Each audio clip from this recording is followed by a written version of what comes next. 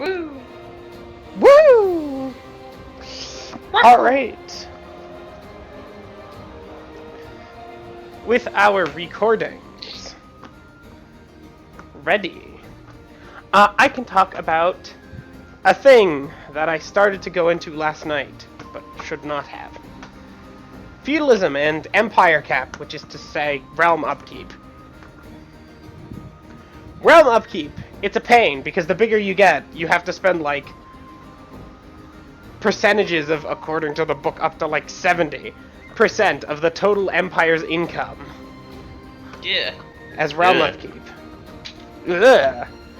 And the thing is, honestly, I think that's fair if we talk about this in terms of direct government, if that makes sense. Mm-hmm. Like, the stuff you personally are managing. Just because it... news takes time, and decisions are hard, especially when there are a lot of them. Mm-hmm. So, the solution to that is to have other people have basically miniature realms that report to you.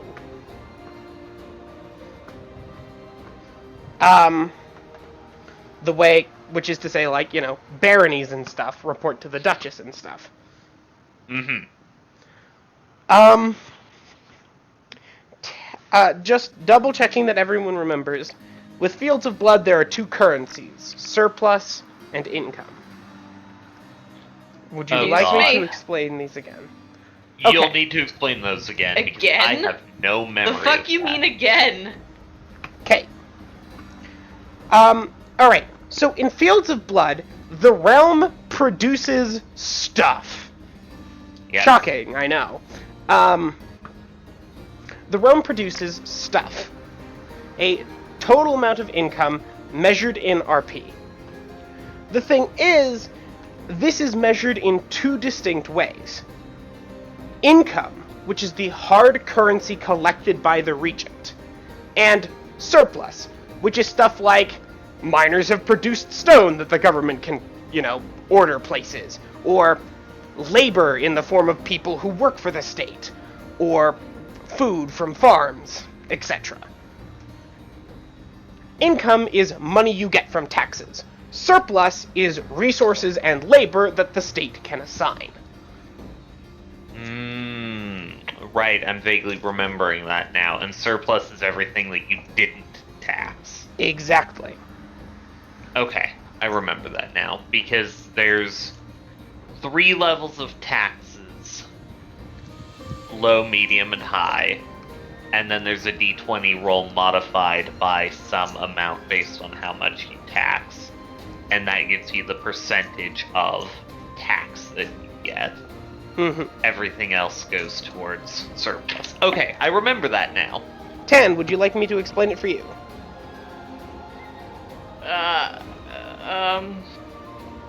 Was I supposed to understand what the words you just said?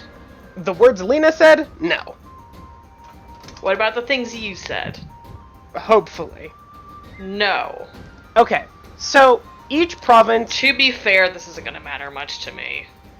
Well, Because yes, most kingdom management's gonna be me sitting by watching you guys do it, so it's fine.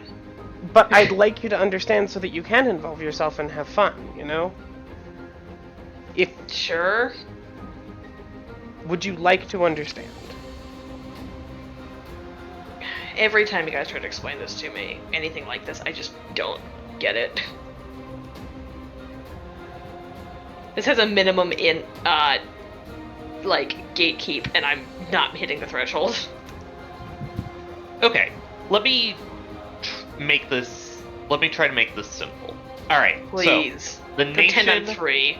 Let's pretend that the nation makes 100 resource points every turn. We're gonna call it a turn because I don't remember the actual turn. Season?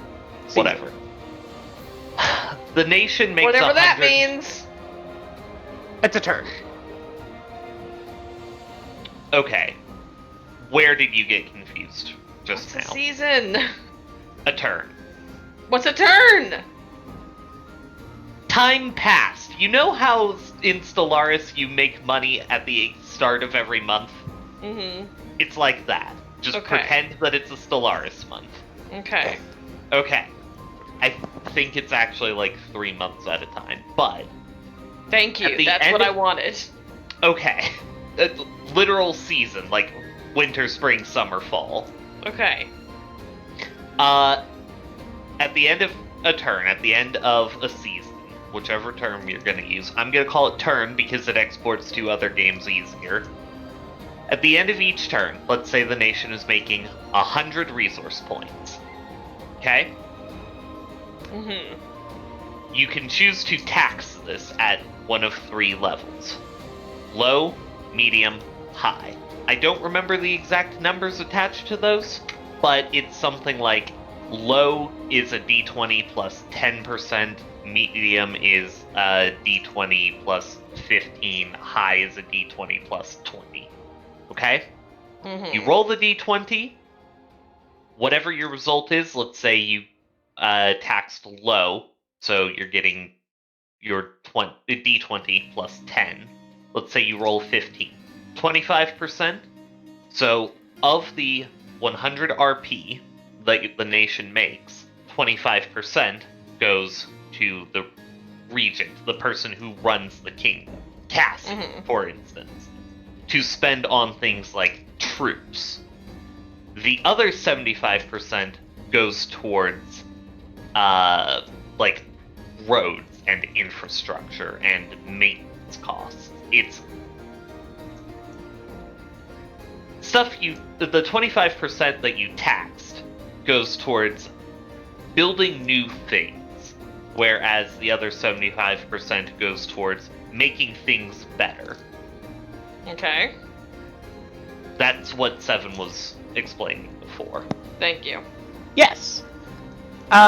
There's a bit of nuance in there, if you would like me to explain that don't. as well. I don't want it.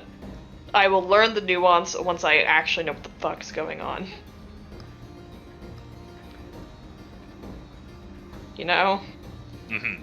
Yes.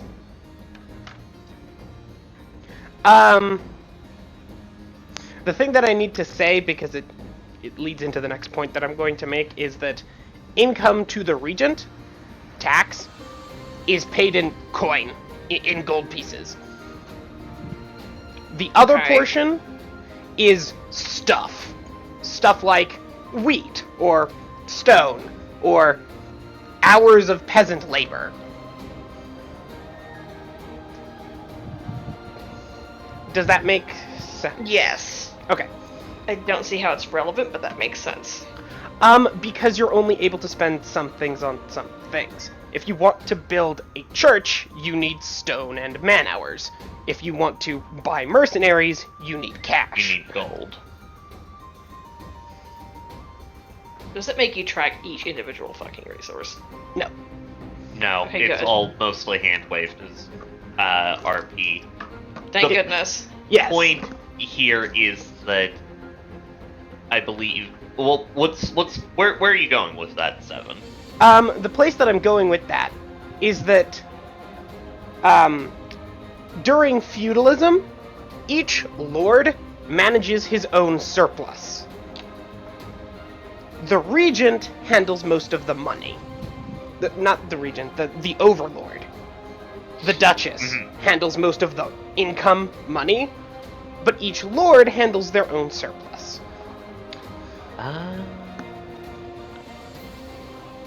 Tan, did that make sense for you? It's like having a subsidiary as a megacorp in Stellaris. They pay you 25% of their energy income, but they keep everything else. Alright. And develop their own planets and decide their own policies and stuff like that. Okay. I kind of get it. And this keeps you under admin cap because Yes. you don't actually run that stuff, but It's someone else's job. You just get shit from them. they still have to work for you. And They that's still how have feudalism to. works. Like, Yeah. thankfully I understand the basis of feudalism. Woo! I just didn't understand the basis of feudalism in your weird game terms.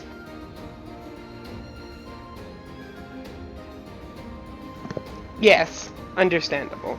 So that was that. The short version of what Seven is saying is that the taxed money goes to whoever is in charge of everything. But admin cap is still lower when you have feudalism. Yes. Anyway, sorry. We can talk. We can go back to the mercenaries and hopefully stop confusing. Stop being so, like, confusing. Excellent. Mhm. So yeah, because you're paying the mercenaries in adventurer cash, they're cheaper. But That's useful. cheaper is still 20 to 30,000 gold. Oh boy. I think we need to go kill another beholder, guys. We'll be fine in the beholder. I don't know. Ask Delilah. Wait. I will not be doing that. We could ask Windfall, she might actually know. We have to pay her like 20 to 30,000 gold to get access. And we'd probably get more than 20 to 30,000 gold. Maybe. How much is Caspian's loot worth? Or Lyre?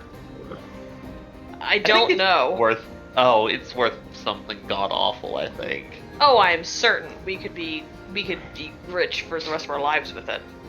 But instead I'm gonna make a castle. Yeah, I'm not saying to sell it, I'm saying the value of loot acquired, while maybe not in liquid cash, would still be more than we paid Windfall.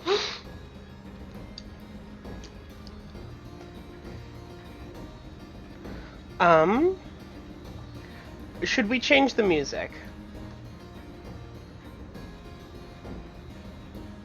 I don't know. I'm Why trying. would we and why wouldn't we?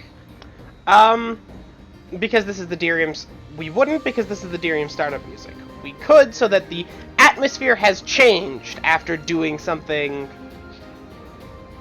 intense Mechanically gritty. mechanically gritty and stressful. That might be good. Let's go ahead and switch it.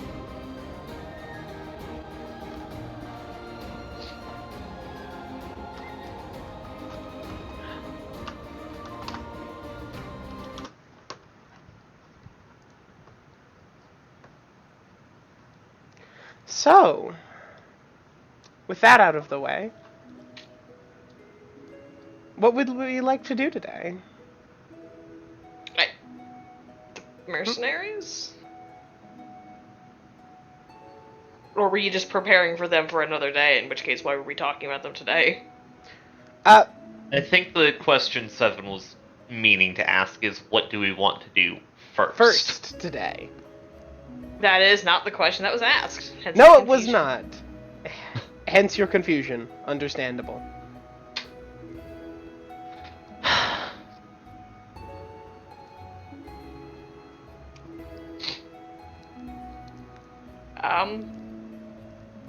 Get out of Tyrus.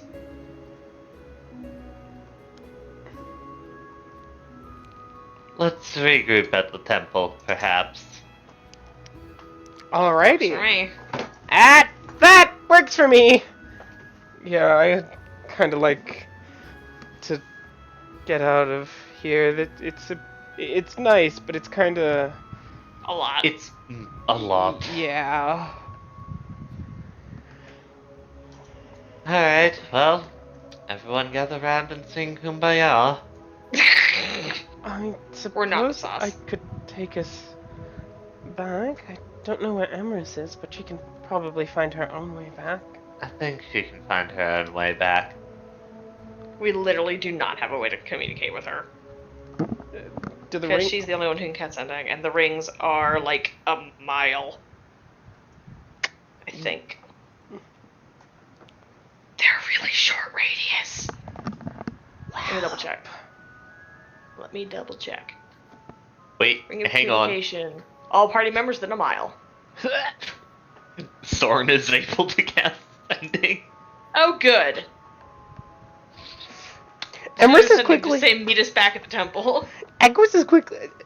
Equus? No. Emrys is quickly becoming her own lord, and Soren is serving more as Cassie's court wizard function. Yeah. Soren is because Soren actually sticks around. And Everest therefore, runs off to go, like, bury Caspian and stuff.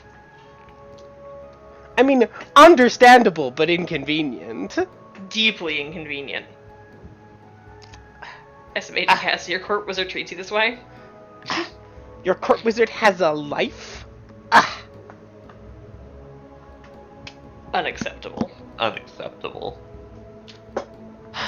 Alright. Yeah, Soren will kick off ascending. Like, hey, we're going back to the temple.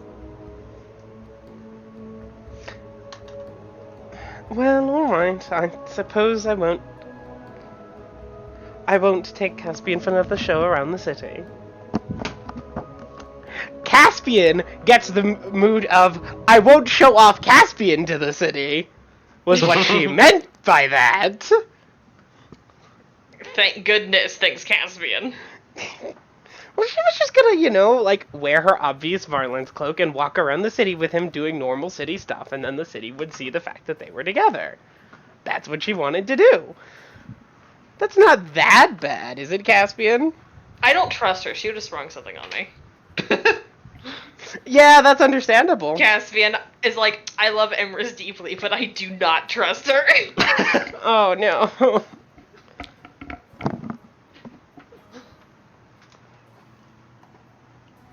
You don't trust her to not spring stuff on you? One moment.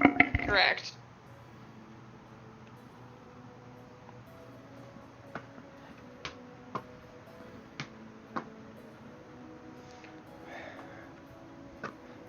You know how she is, Seven.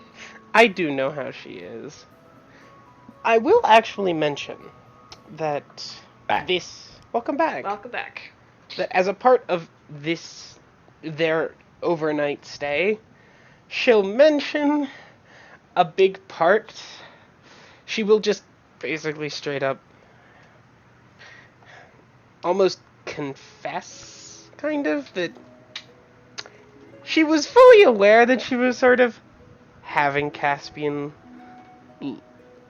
pushing Caspian into the soul bond thing without giving him all of the information, and she feels kind of bad about that. She was just desperate and afraid that he'd leave, so she was trying to make it so that he wouldn't/couldn't. He appreciates her, like, saying that. However, he requests that she not do something like that again. Well, she wouldn't, and she doesn't see why she'd ever feel the need to. It's just kind of a breach of autonomy, I suppose. I know. I was just...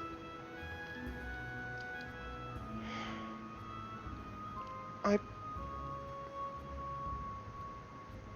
wasn't used to trusting you yet.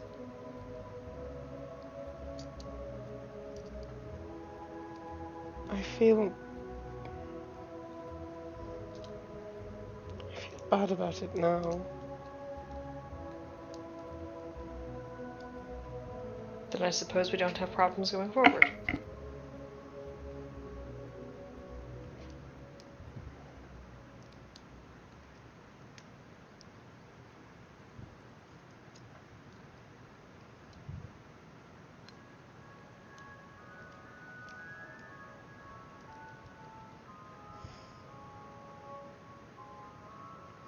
She is a mixture of that's good, and Caspian can definitely just read her on this.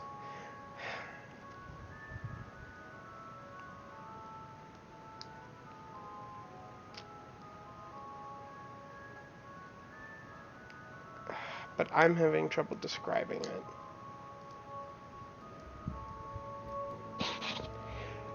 The lingering fear of, oh crap, that is a thing that happened that has clearly upset him. Maybe that will be and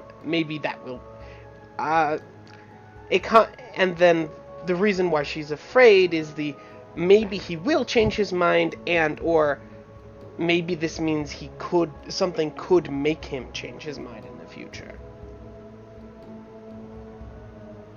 Emrys, you're fine. Alright?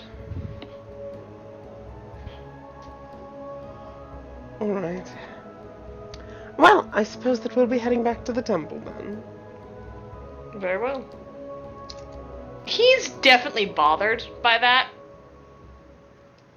Like, he's not telling her it's okay, because it wasn't, you know? Mm-hmm. Like, that was not an okay thing for her to do, and he wants her to know that. But he's not, like, mad at this point, because she's also realizing that she maybe should not have done that. You know? Mm-hmm. Like, getting mad at her is not going to accomplish anything at this point, but he's just really wants her to know that was not okay. Do not do that shit again. Mm-hmm. And the fact that he is still upset is obvious in his demeanor, and she's... Yes. He's not, like, upset with her, like, he's not angry with her. This hasn't affected his standing with her, really, like, her standing with him, really, but, like, that was a thing bothers him. You know? Mm-hmm. Like, as a good aligned person would not have done that. Like, nope. No, and that bothers him, is the reminder that she's not a good person.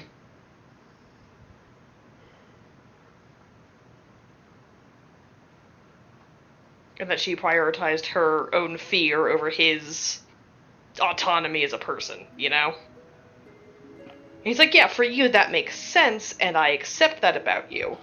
But, like, bro... Mm-hmm. Like, you understand where he's coming from here? Mm-hmm. Okay, good. Like, I don't feel like he's being unreasonable by being like this. No. But the existence of conflict is quite distressing for Emrys. Or more accurately, differences in their character that clashes in their character that are inherent and large enough to be cause for conflict is very distressing for her. Mm-hmm. Just become neutral good, Emrys, God. No. She wouldn't be Emrys if she did. Mm-hmm. Just be lawful good, Emrys. No. No. Grow up and be chaotic good like the rest of us. Yeah, Emrys. I say neutral good. Cassie. Hang on, you recently alignment shifted out. Come back. No, I think Cassandra's the one who's growing up. I've grown up a lot. Fuck you.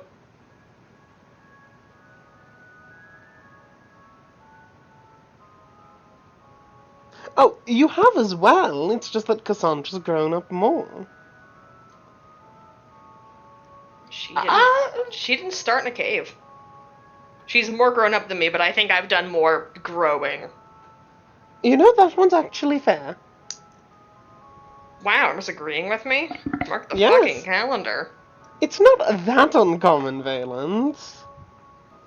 You're mean to me on a daily basis. I tease you on a daily basis because you're very mean to me. teasable. Right, Cassie, she's mean to me. Okay, sorry. Now I'm back. Oh, hi. I missed the last minute or so.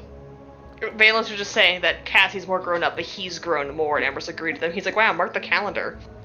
And she's like, it's not that uncommon. It's like, you're mean to me every day. And he's like, I'm not mean to you, I tease you. And he's like, right, Cassie, she's mean to me. I'm not taking a side in this. What? Did you marry Emrys? No, but you'll forgive me and she'll fireball me. She would not. I would She's not. a court wizard. You won't pay her if you fireball you. She won't get her lake if he fireballs you. That is very true. You'd give her lake to Lucasi. I like lakes. We only have one.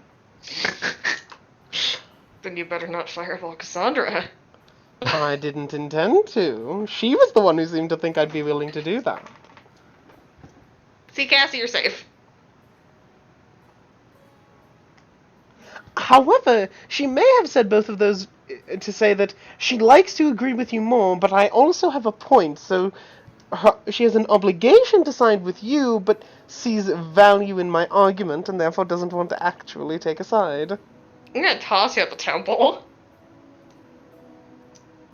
For being presumptive or for being right? Yes. Well, there we go. You've admitted that I'm right. But here's the thing. I'm cooler than you.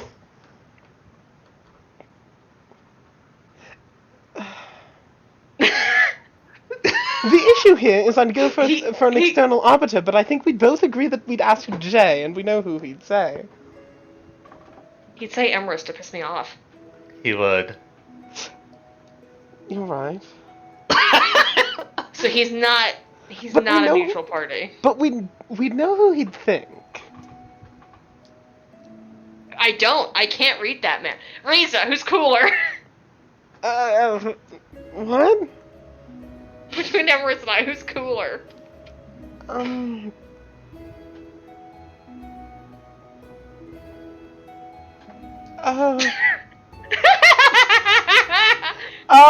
If you look at Riza, it's clear that she wants to say Emrys, because she's like, oh, who would I want to be more like? Emrys. So Emrys is cooler. That is clearly what she's thinking, but she doesn't want to say that because, like, that's not the cool you're asking about. Mm-mm.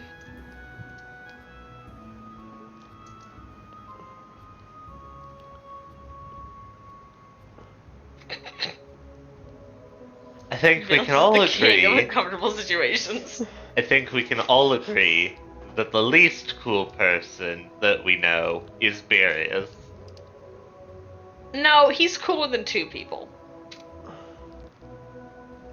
Silas and Delilah Cedarwood. They don't count. They are uncool to the maximum. They weren't even in the running because murderers disqualified aren't for allowed to be in the murder. running. Ah, shit. I guess I'm not in the running. I guess Emrys wins. You've committed... No, I'm not surprised. I was a tiefling in Lior. Well, yes, but there's a different thing, but... Interesting that you'd consider it murder. Oh, wait, there was one time that... your sunglasses or something? Yes. Yes... No, that's just unequivocally murder. Yeah, it was unequivocally murder. You've grown now. Sarah will walk up to him and pat his shoulder. Yeah, I've grown so much I feel guilty. Damn it, Taliesin, you made me feel guilty about things! He shakes his fist at the Your small snitch that hovers around you bobs up and down like it's laughing. Oh, you too, huh? Rolls from side to side happily.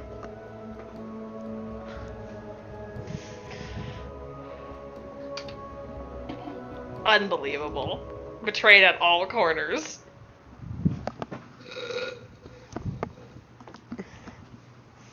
You're so mean to me. I haven't turned on you, Dad. You've never been on my side. So of course you haven't turned on me. It's hard to turn on someone if you're not on their side. Exactly. The only reason you've betrayed me is because we've never been on the same side, because you've always been mean to me, Jay. Yep, We met when you tried to rob me. Yeah, that did happen. And it's only gone downhill from there. I don't think it's gone downhill from there. I haven't tried to rob you again. That's why it's gone downhill. You robbed Cassie. Regularly. Oh, you I mean wanna recall your these? daggers. He'll say, holding her daggers. Exactly like that, yeah. They disappear. No, she's letting him hold on to them for now. One of these days, I'm actually gonna have one of these at a time when I have the opportunity to throw it, and everyone will be so confused. Would it work for you? It'd probably return to her. I've tried it a couple times. Where you try to recall them and they go back to her? No, I just throw them at a target, and once they hit the target, they just go back to her. That's very funny. Yeah!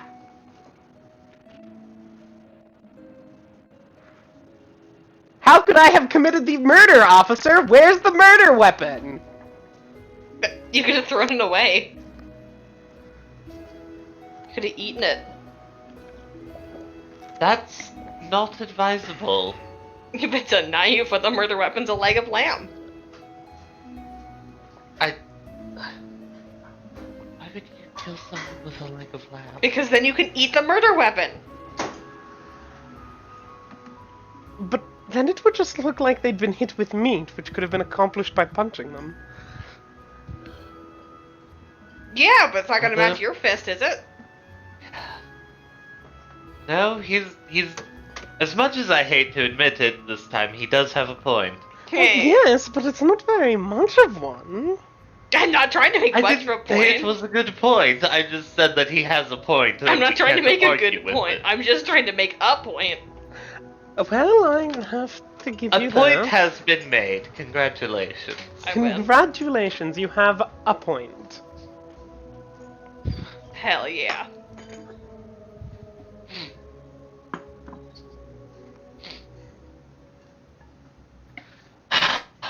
So, what do we do now? Well,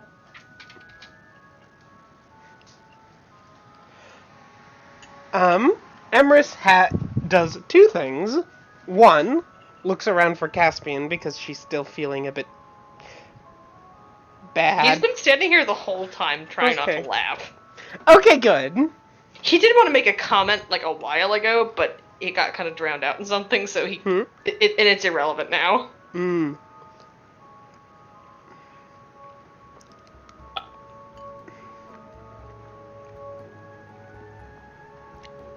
Want to say? Hmm? The other thing is that she's actually wearing her engagement ring now. Ooh. Ooh?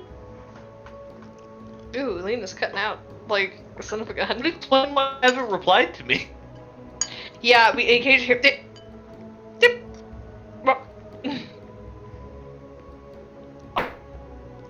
Clonk.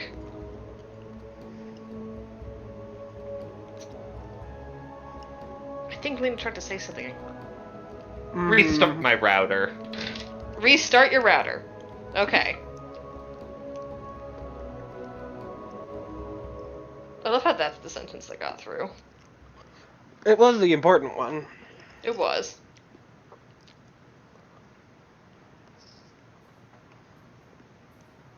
Caspian? Yes. She'll say over their bond. Yes. I'm sorry for panicking. Thank you.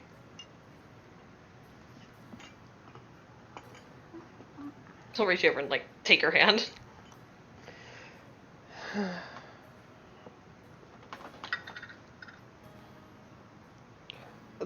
Not like relief, but relaxation, if that makes sense. Mm-hmm.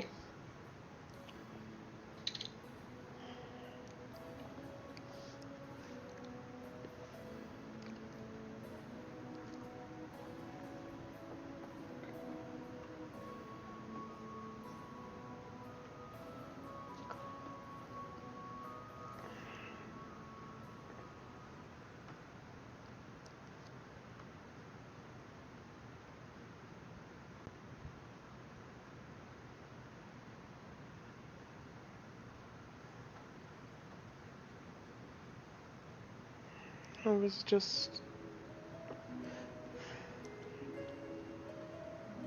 afraid of both you leaving and losing you. And I understand why you did what you did. And I don't hold it against you. But it still bothers me that it happened. If that makes sense. this isn't something... because... I suppose that I'm worried that because this connection is something that will never go away, it being something that bothers you never will either. Had you asked me, Emerus, I still would have agreed. I tried to. You didn't really. No, not really. Although, to be completely fair, I wasn't thinking straight myself.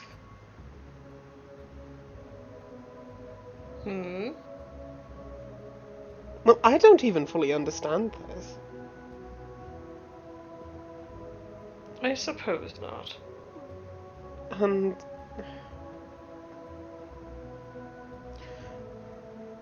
if I hadn't been panicking, I don't think I would have even suggested it.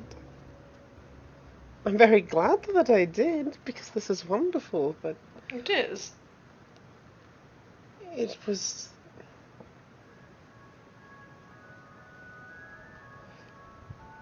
I had to remove the pages from my spell book and use them as a scroll, Caspian. It's not exactly something I fully Which is very funny of you. understood. It's very funny of you. Oh no. Did my parents look at my spell book? That sounds invasive and unlikely. And how would they know what's in there? Well, they gave it to me. So they'd have no reason to look to see if it had anything. Well, there was some blank pages near the back. They probably would have asked. It's fine. Can you hear me now? Yes. Yes. They probably would have asked. This is fine. This is fine.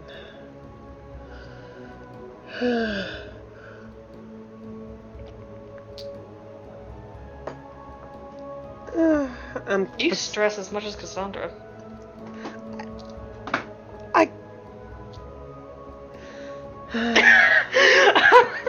He's right. I don't know what's going on, but They're he's right. having conversation over their bond, about their bond. Mm-hmm. Ah. Yeah. Although I suppose that once they decided they liked you without knowing about the fact that we'd gone ahead before, then I don't actually think they'd mind over much if they found out after the fact. Let's not tell them how quickly it was established after we met him. No, probably not. Although, I think they'd actually applaud me for taking the initiative after you managed to get me to bed. I don't think they'd appreciate how easy it was for you to do so, though. I would rather not tell them that story at all, actually. I agree. Let's not do that. You don't tell your parents embarrassing stories, I don't tell my parents embarrassing stories. Yes. Good. Wonderful. Oh, it looks like Cassandra's finally got Valen's offer. What? What do you mean? Cassie needed to be distracted for some reason, so Valence decided to, steal her hand or something more inconvenient to steal. I think he just was making some kind of stupid point about what qualifies as a murder. You know what? That's fair! Like, am I a paladin? I'm a paladin. Does that mean I get to decide what murder means? No? I don't think that's how that works. What's the point of being a paladin? Valence, let me answer your question with a question. Are you a paladin of Cuthbert? No. Then I don't think you get to decide rules. What do I get to think- decide? Okay, you get to decide some rules. Fuck yeah. Like the like the like what the rules in games of chance?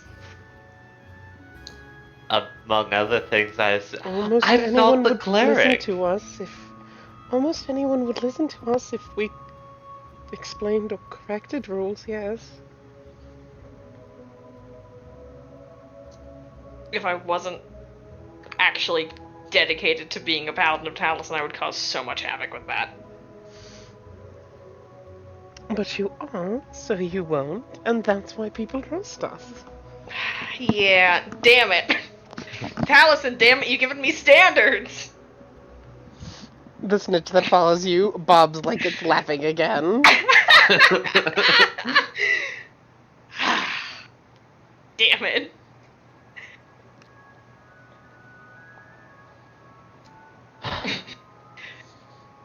Bop, bop, bop, bop, bop. Well, you have your identity crisis. Why don't we decide what we're doing with the rest of our day?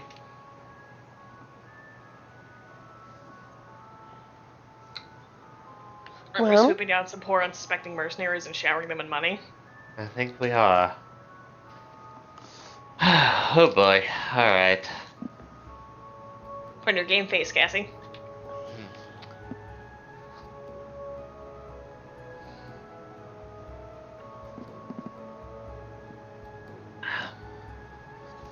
Well, going to the mercenaries first, on the one hand, will ensure that we're able to hire them, but on the other hand, how much money do we have again? Just over 20,000?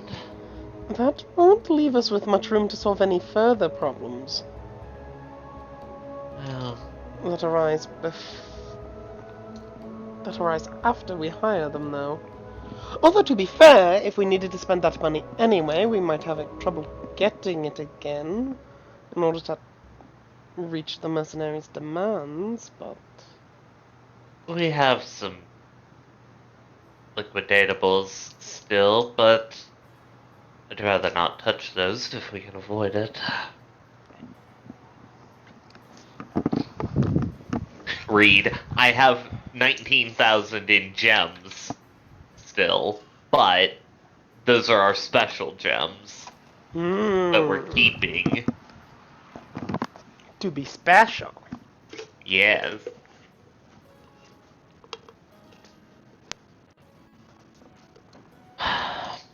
We need the dwarves on side. Why don't we handle that first? Then For the we record, know- that was an Emma suggestion, not a me suggestion. If you guys want to do the mercenaries first, you totally can. Realized that What do you think, Tan?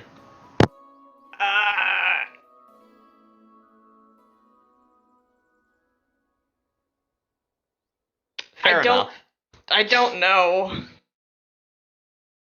We need the dwarves. I feel like if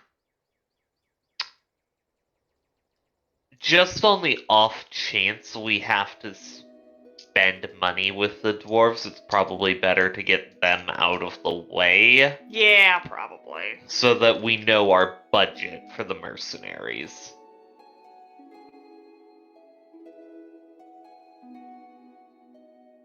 That seems like a logical progression to me. Yeah, fair enough. Let's handle the dwarves, and then we know for sure what our budget for the mercenaries is. Alright. Oh, do we get to go shoot up a bad guy? That annoying, like, freaking guy who, like, killed your parents or whatever? Yes. Very soon. I don't know if we're doing that immediately. No. Jay puts his gun away. I'll hold him for you, Cassie. Don't worry. Thank you. Wait, you're the asshole. The asshole. I'm not gonna beat up my son. No, I wasn't sure if you were saying, like, hold me back because I was, like, getting all too gung-ho about killing someone, or, like... No. Listen, I'm a paladin. I determine what is and is not murder. That is not murder. I think that's one of the rules as murder in that case. Vengeance? I think Justice. I think it's good that he died. He learns more halfling by the day. Are you talking to Denny? Quit What? You aren't willing stone. to learn it from me? You've told me some untrue things. Most of the things I tell you are true. I guess the language keeps changing. I'm also wrong a lot. I see. So you tell me untrue things not out of maliciousness, but out of ignorance. And the language likes to change a lot, yeah. I will accept that. Nothing wrong with not knowing shit. Let's go. Yeah! I mean, I guess you and I aren't going into Caspian. And then we show up later. I guess Soren's going.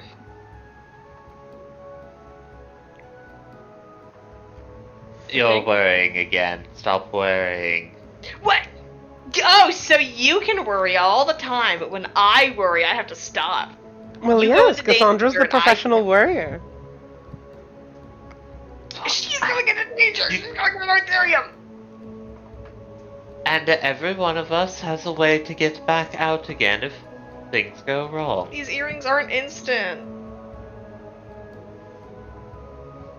I can outrun most things. You can't outrun me. I said most. I'm very fast. You are. And some things I learned are faster than me. Like Kaluna. Or Kaya when she's mad. Not anymore. Probably. Let's not put that to the test. Let's not put that to the test. If she ever chases me for any reason, it will be way too soon.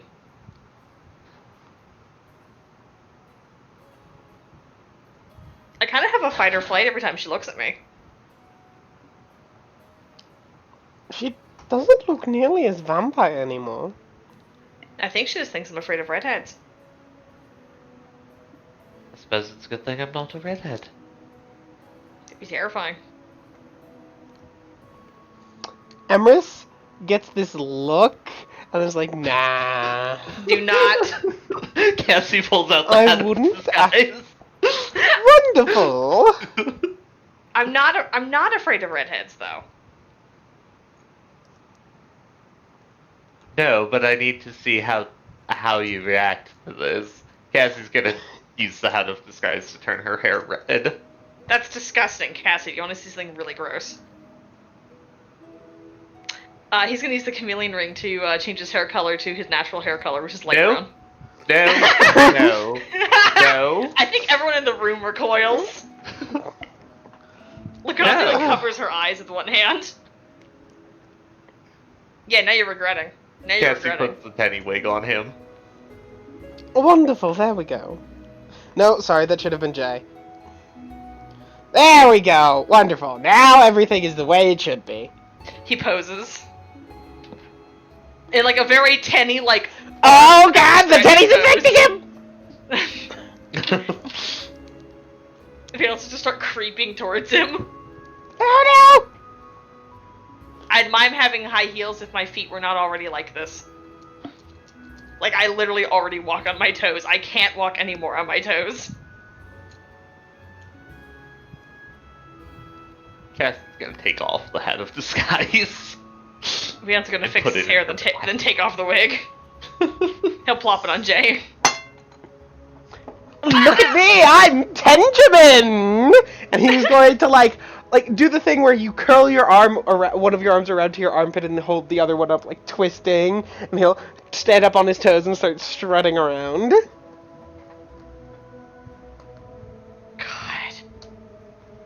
You're a menace to society is what you are. Well, of course I am! I'm Kenny Sienna! No, I don't think he's a menace. I think you're a menace.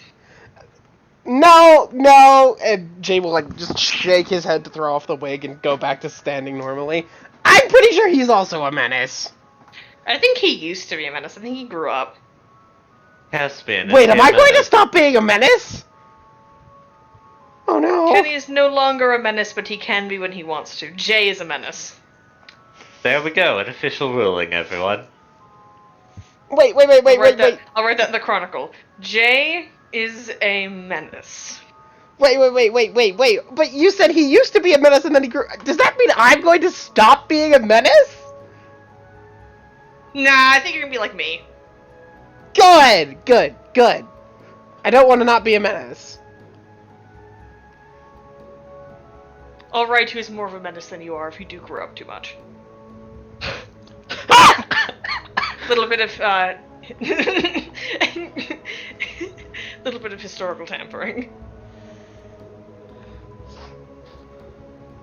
What's the harm in telling a good story? I know, it's terrible. Well, shall we be off?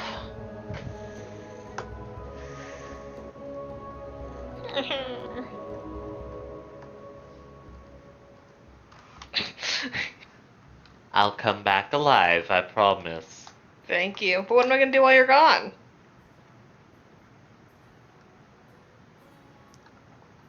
Annoy Emrys some more? You're right. Why did you do this? Oh, he was going to do it anyways. That's not necessarily true. I could have read a book. Why? I could have caught up on some of my Taliesin lore.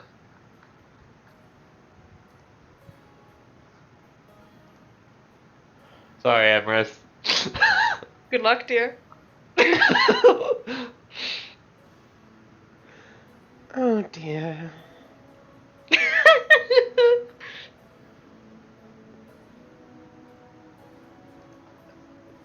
Just... I'm sure you can find a way to lock him out of your room.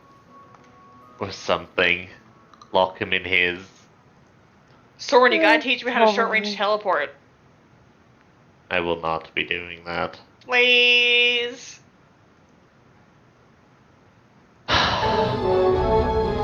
Let me start by asking you this. Soren is going to rattle off an extremely technical magical jargon question that I cannot replicate.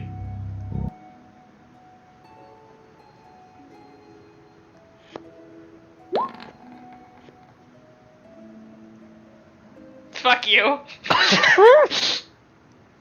If he'd rolled lower, he would have just said something like cheese. How do wizards work, cheese? But no, he rolled high enough to be able to say fuck you. It's a 14 kind of day in Derium. It is. I guess so. Alright. Well, Keep me updated. I will. Let's head to Deemoot. Yeah. Let's. Cassandra? Disguise yourself.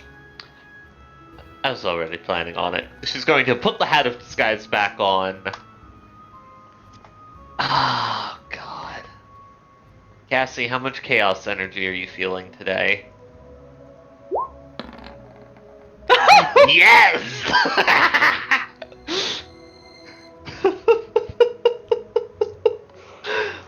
Oh. What do you think I should go as?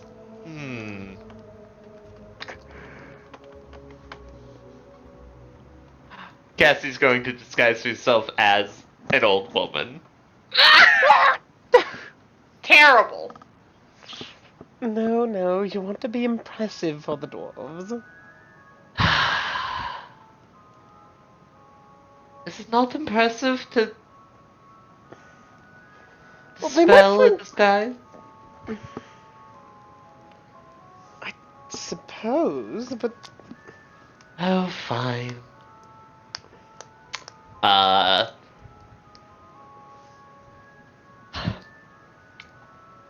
Cassie's going to disguise herself as... generic adventurer? Question mark?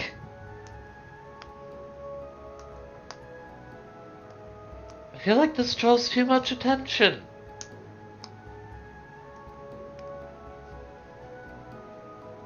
How about bard in training? Bard in training, I like that. Then it's myself, my traveling companion Sword, and my apprentice or my student. I can make that work. Yeah, we'll go with that. Cassie can even use some of her shift weave. Hell yeah! Throw back to the like half-pleated skirt and leggings. God. Oh yeah, because Tasha's got it. Because Tasha's. No, that was something we bought in the Dwarven lands. Oh. I don't remember why. Right, but right. we It's the did. skirt with half the pleats missing, isn't it? Mm-hmm. Yeah. The reason you got that was because Valence made a comment about it.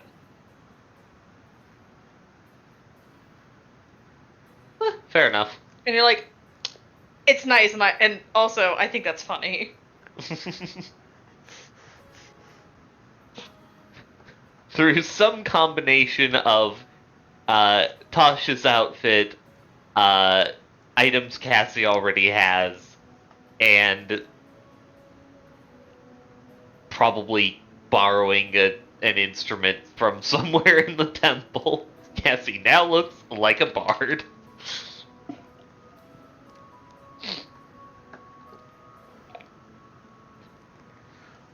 Wonderful. Fantastic. You'll need an instrument. Fair point.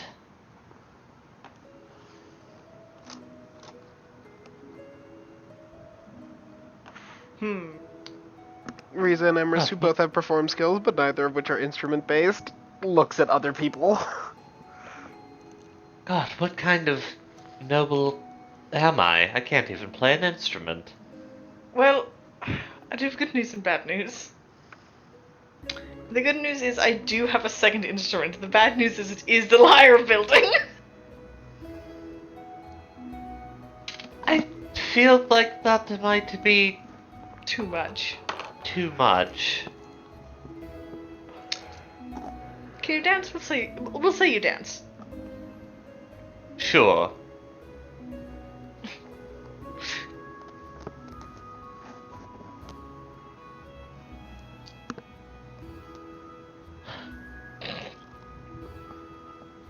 Shall we then? Someone stop looking like a drow, please. Right. He's going to cast Disguise Self and be an elf. Goodness, I'm surrounded by high priority targets. Alright, now I believe we can go. Well, There'll be take nothing us away. purple in this teleport. It's the two very blue, black, purple, like, aesthetic people, and he's like, you cut that out! Get that shit out of here! Sword is going to make the teleport effect purple. Sword! Alright, with a flash of purple light.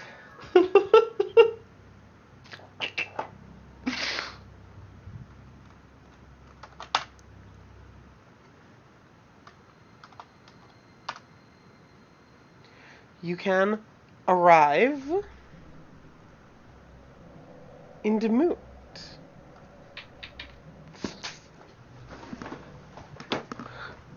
Are you sure you don't want me to roll for actually hitting the target? Go ahead and roll for hitting the target.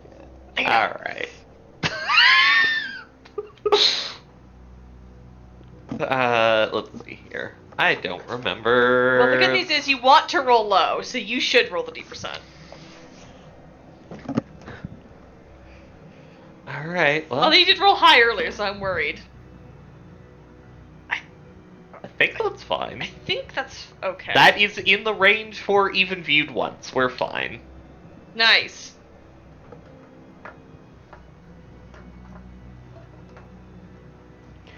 In that case, you can go ahead and arrive in Deemoot. It is, as you remember seeing it, the mining town nestled within the hills. Some of the just human structures, as well as some of the dwarven structures built either into or up along the sides of the hill walls. You can see down in the village center the mine itself.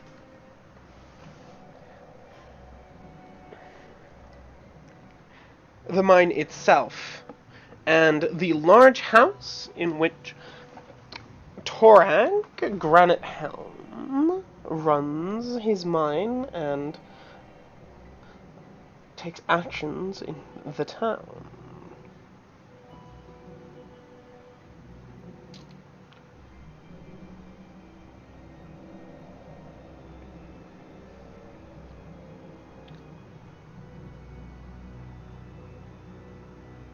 Alright, well.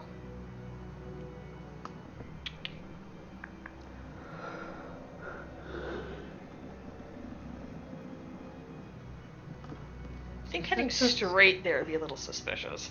Mm-hmm. Welcome to Deemoot. Looks a little bit too much like how I remember it.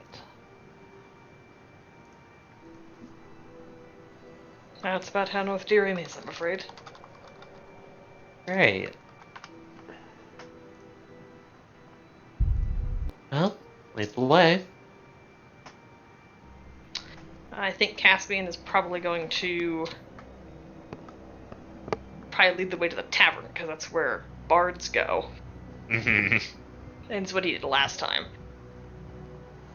Alright, Like, well, just popping into town and immediately heading to Torag's feels a little weird.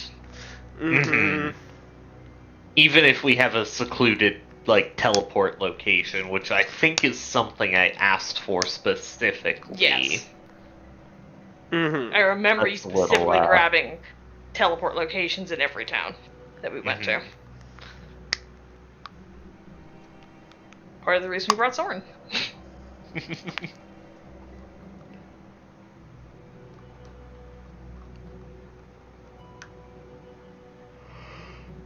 Alright, Well, we go to the tavern. We go to the tavern. Alright, you can go ahead and head to the tavern. Walking into the town, the atmosphere is somewhat dreary, but the town is, working as normal. Various people, you can see both dwarves and humans moving around. Mostly humans. At this point, most of the town is almost entirely human. Really, only the granite helms are left. You can pass, on your way into town, you pass the chapel, which, Caspian, I think you remember from last time, is a church of Pelor, but actually has a church of Moradin inside. Mm-hmm. Run by one of the dwarves, and still worshipped by many of the miners, as he is patron god of miners. Miners, not miners. Sorry, that's a movie reference and a half. Moving on. That's Galaxy Quest. Fuck, I need to watch that movie again.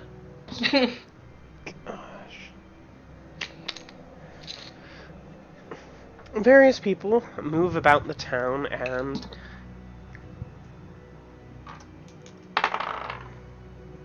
in the distance upon one of the hills you can see the emissary, Diach, easily recognizable from his black pleated leather. You've both played Skyrim, so a lot like the vampire armor in Skyrim. Darker, and the pleats are more actually there and rigid, but on the front, just sort of the same sort of folded design. as he's moving around in near his large manor on the top of the hill. He seems to be heading inside. As you go, you can go ahead and head into the town in the tavern. And as you take your seats, you will Caspian and Soren will recognize Korn chilling here in this tavern. Oh, nice. Nice. I don't think it'd be weird to head up to him. It's like, we're friends. We're cool. Yeah. Corn. Caspian! Aye. Welcome back. Good to see you. Good to see you as well. I honestly didn't know if I expected you to take longer or shorter than this, but come back. I honestly didn't know how long it would take me either, so I suppose we can't be disappointed.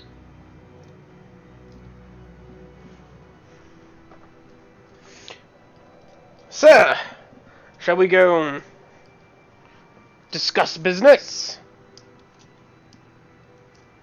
If you believe that wise, yes. Diok's off with one of his girls, so we're good. Ugh. Yeah, Torag can tell you more. Come on.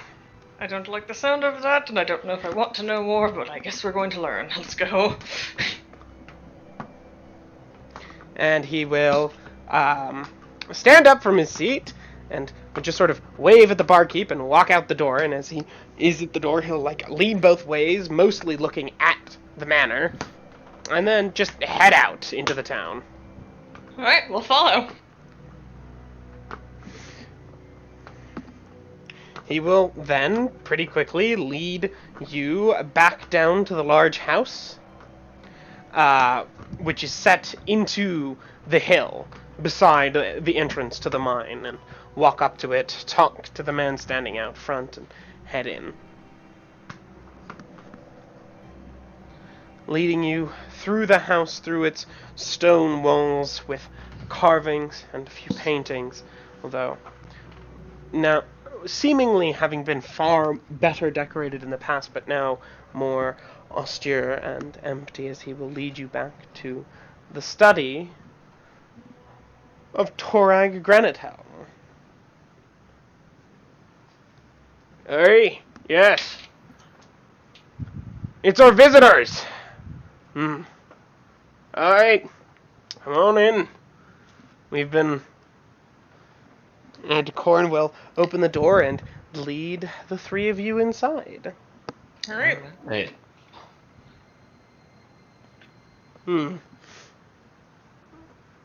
Well, I've been expecting you back.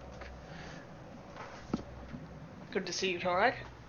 Good to see you as well, Caspian.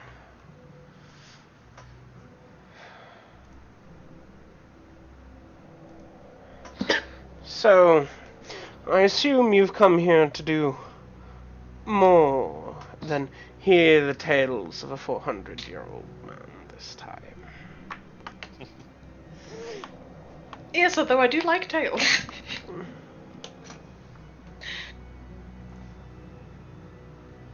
I was like, yes, we're here to do business, but I like stories. Caspian, a stories bard. Ooh.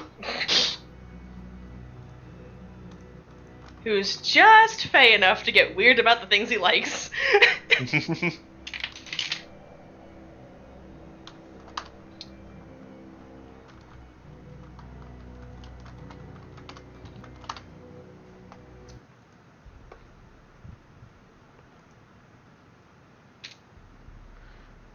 Well, I know Caspian, and I know Sorn, and that leaves me to assume that you're the woman who wished to meet with me.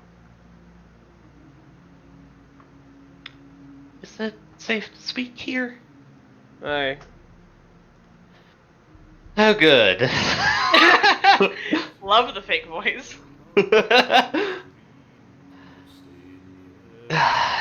You'll have to forgive all the pretense. guess he's going to dispel the disguised self at the very least. Would explain how you know about the tunnels then. Caspian, you don't remember telling him that. Hmm. Did I not? I don't know. I seem to I recall don't I think- mentioned the tunnels. Oh no, he just beat you to it. Right. Right, yeah. Allow me to introduce myself properly. Cassandra Pacino. At your service.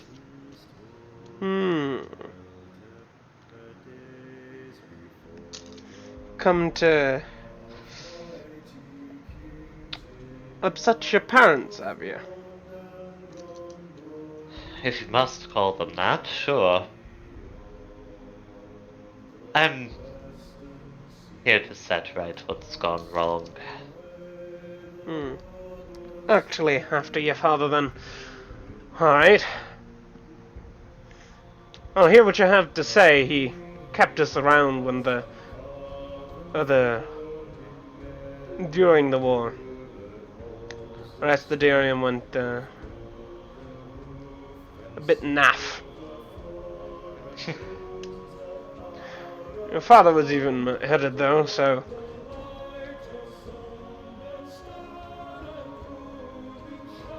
sit, speak. I will take a seat. Question. Is his chair, like, built to put him at eye level with people or above people? Yes. Okay. I was just curious for the sake of, like, knowing. Yes, it puts him at eye level.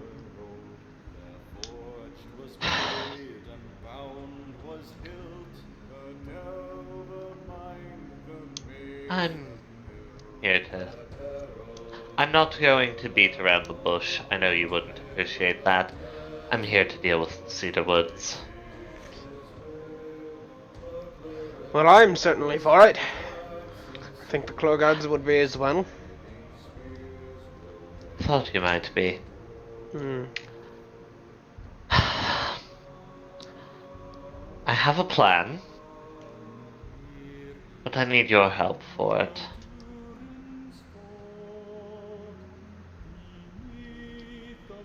The tunnels. I'm not going to disrespect them by bringing masses of humans through. No. I actually have some... I have a couple of units of men from the Dwarven lands on standby. It's our plan to bring them down through the tunnels and take the town. You'd have to deal with the skeletons. Deok's got a few hidden somewhere. Don't do much. Around. Several in pretty much all the towns. How many men you got? Hang on, let me check my notes.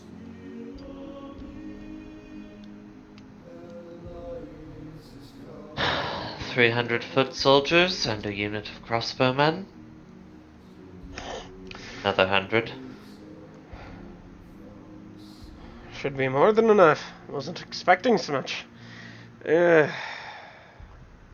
Well, forthright. I'll give you that. Do you want the tunnels? Well, you might want to talk to the Claw Guards.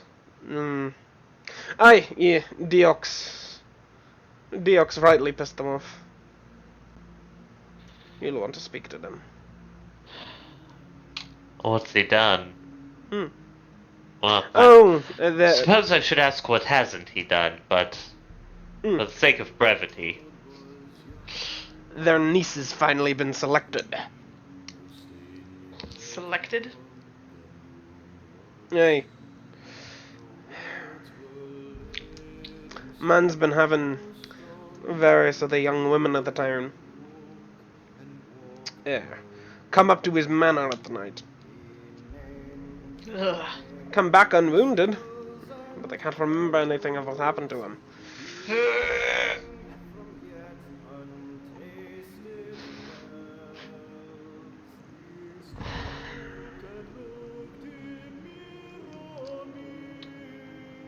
Great, that sounds like a sex crime and a vampire. Mm-hmm. Fabulous.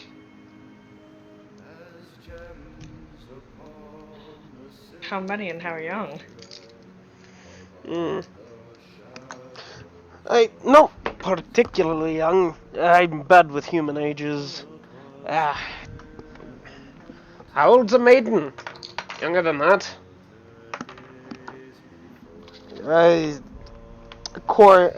I hope that the two of them have been somewhat distinct. Mm-mm. No. Oh. I've been assuming it was Torag speaking the whole time.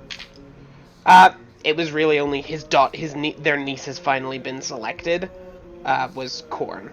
But that was the only one that was different. Hopefully that line was distinct. Ish. No. Okay. Oh well. Not particularly young, but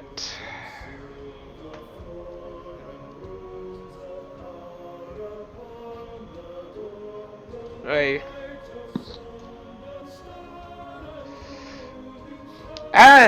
perhaps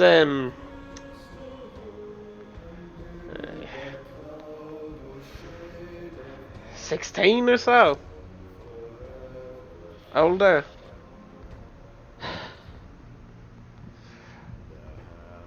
Thanks. Thank you, Thora guy. I know. Well, Young enough to be fine. Fair. Is that what you call them? Fair? Fair. alright. Well, we were going to deal with him anyways. I presume you have no problem with us doing that. No. It's been button up in the mine all too much. Honestly, getting rid of him is something that was what I was expecting the offer to be. Stuck around too long, you might be able to figure out enough of it to try to get rid of us. It wouldn't do too well for him afterward, but it's been closing in on noticing some of the ore we haven't been reporting to him. About the tunnels. Appreciate that you said you weren't going to have humans going through them, but well, most of our workers are as such. It's not a huge deal. They're also somewhat... If you're getting rid of Diok for us...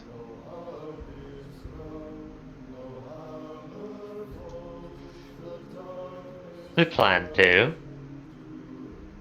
When?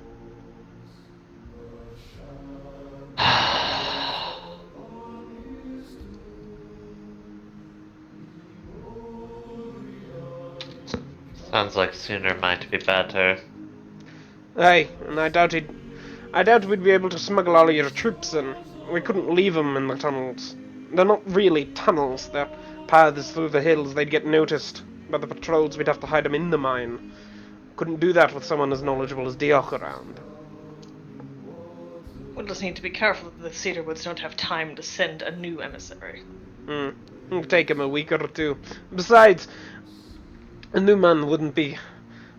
We can warn them of mine instability, call us a bit of a cave-in.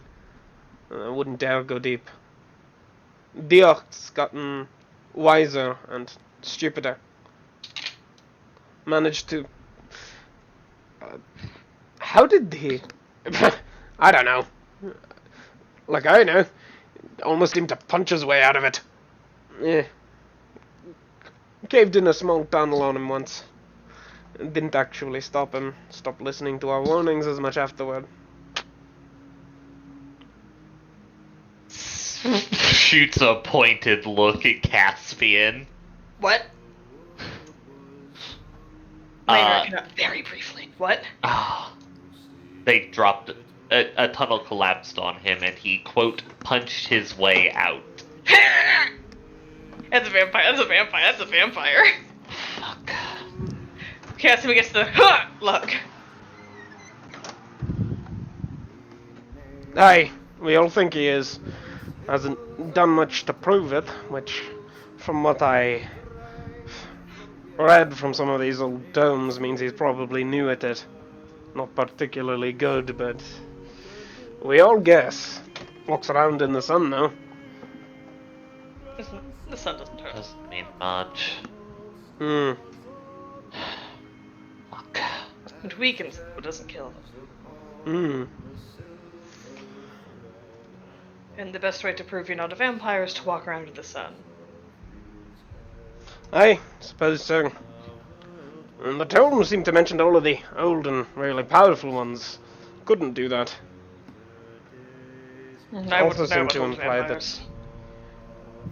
Seem to say that the longer and something about more embracing of blood wasn't well. There was this progression into deeper shrugs. Not my area that I understand much. Matters to me is that they're different stages. It's part of why we dropped the tunnel on him. Thought he could still be killed. Guess not so easily, but I've seen some of the real ones. The real vampires that they've got walking around from town to town. Yeah, more so than him. Right. They look the part. He doesn't. Cassandra, you know vaguely what they're talking about. This is also what's true of Amardo. Vampirism is actually kind of a sliding scale. There are many tiers of particularly newer vampires that don't have all of the everything that vampires have.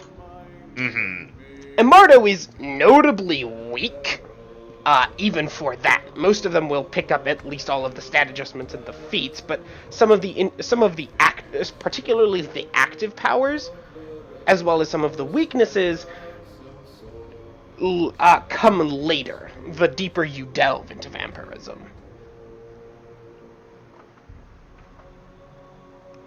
Do I know roughly how powerful a vampire would have to be in order to turn into mist, or is that a bit too advanced for me to know?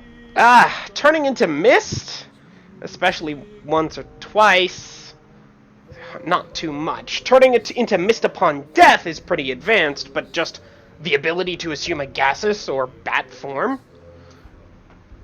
not particularly difficult. But like, would this dude turn to mist upon death? You have no way of knowing how strong he actually is, but probably not. Most vampires that are difficult to kill look the part. Okay. This man looks human. Vampires are either gray or almost always just pale white because they've been drained of blood. When you get to that point, it's hard to kill them. This man, from what they've said, he looks mostly human, which means probably not. Useful to know. Okay, well that changes things a little bit. I will mention that even the weakest of the vampires have the DR. Don't worry, I have ways to deal with their DR. What is their DR? /silver. Great. And magic. I have ways to deal with that. I have a magic silver dagger. How much silver must be in something for it to count? The striking surface must be silver. Are you talking about the electrum? I'm talking about the electrum.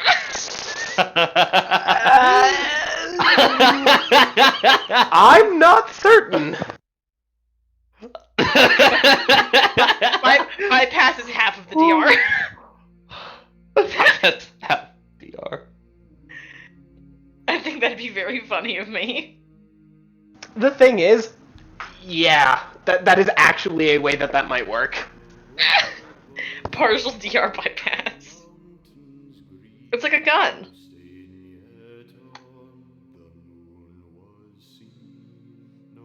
Naturally occurring electrum ranges from 70 to 90% gold. What's the fucking point then? That's just the naturally occurring stuff. You can also make it. It's fancy. The stuff used in coins must be pretty much exactly half gold and silver. Mm-hmm.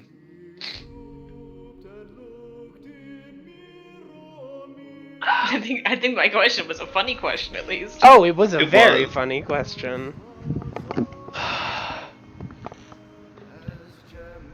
Okay, well,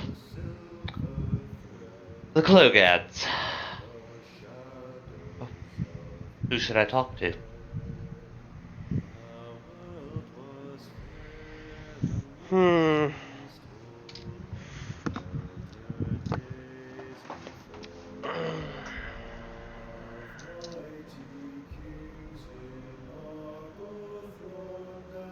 I'd talk to them if you're planning on doing it now. Are you?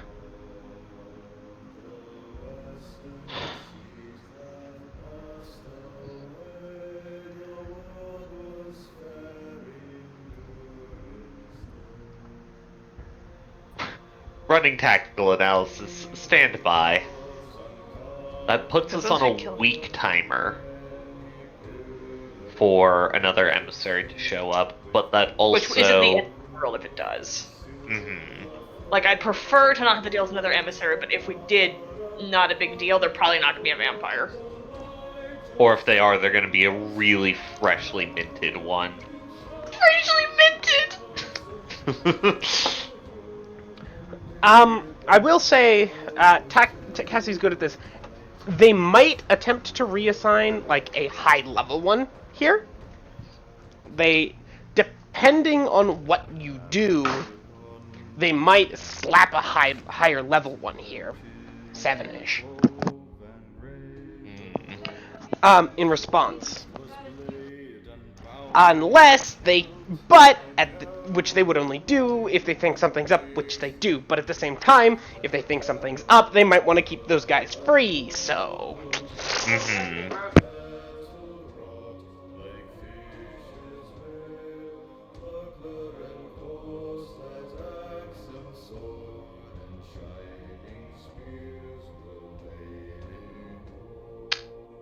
I need Seven to come back because I have questions. I can answer the questions, then I'll need to be right back.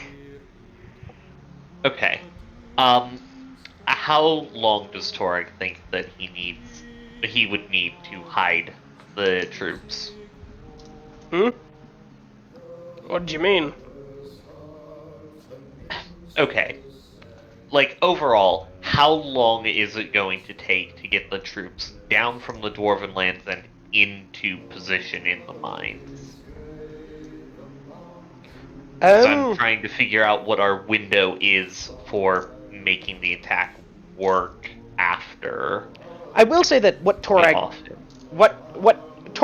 doesn't really care about a new emissary. He needs Diach specifically gone. Because Diach knows about the mines and is able to... Got it. Diach is figuring things out. A new emissary might be a problem when you're trying to retake the town, but at most they're going to be another character of a roughly Diach's power level. In terms of taking over the place, it's Diach and his specific knowledge that is a problem. Yeah. We still want to know that timing, though. They can move at about a hex per day through the tunnels in the hills. So... About 4 days for them to get to the right hex? Okay. 4 or 5 days. So that's something we want to do at minimum 5 days before we decide to attack.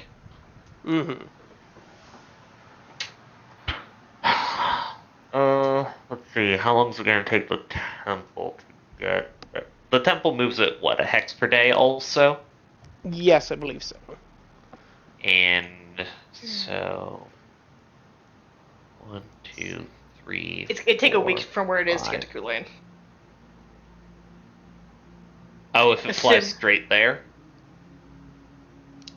I was thinking of it going not exactly straight there, but it'd pass over a little more sands than the lake. I don't feel like it needs to pass directly over the fucking lake, does it? No, It's probably not, not. it's not like Sands Beetle's gonna look up at it and go, "My God, I need a catapult." Like, what the fuck is gonna be in that little strip of sand that's gonna bother the temple? You know, like I feel like Yeah, it's that's not fair. much. 7. Does my sands knowledge back that up? Yes. There's not much in the sands that can harm a flying temple all the way in the air. Unless you piss off a blue dragon, but they're probably not so close to They're civilization. not really in this part of the world, I would hope. Well, they're in the sands part of the world, but not. They're probably not Not within a right hex or two of a border, which is with the area that you're trying to pass over. So Yeah. yes. And even if they are, chances are pretty good statistically that's not a very old blue dragon, and they're gonna look at that and go, "Let's see, cost benefit analysis." I'm just gonna wait for No. it to leave. Cost It's benefit just analysis passing says through. no. All right, I will be right back for a minute while you continue to All right. consider. Do we think we can finish our preparations in a week? I don't know. I feel like I don't know how we're like. Do we have someone to call like in the crusade to let them know to teleport to the big Pelor statue? Like all I know is Astra. they're massing somewhere. Like I feel like we should maybe call someone to let them know that that's our plans. They can all mass together or call each other or something, Yeah. so we can shoot them ascending. Like, all right, go, go, go. Then they can do whatever the hell it is they do to go, go, go, and Deus Vault all over Fiona Hill. Like, That would. I feel Yeah. like we should call them sooner rather than later.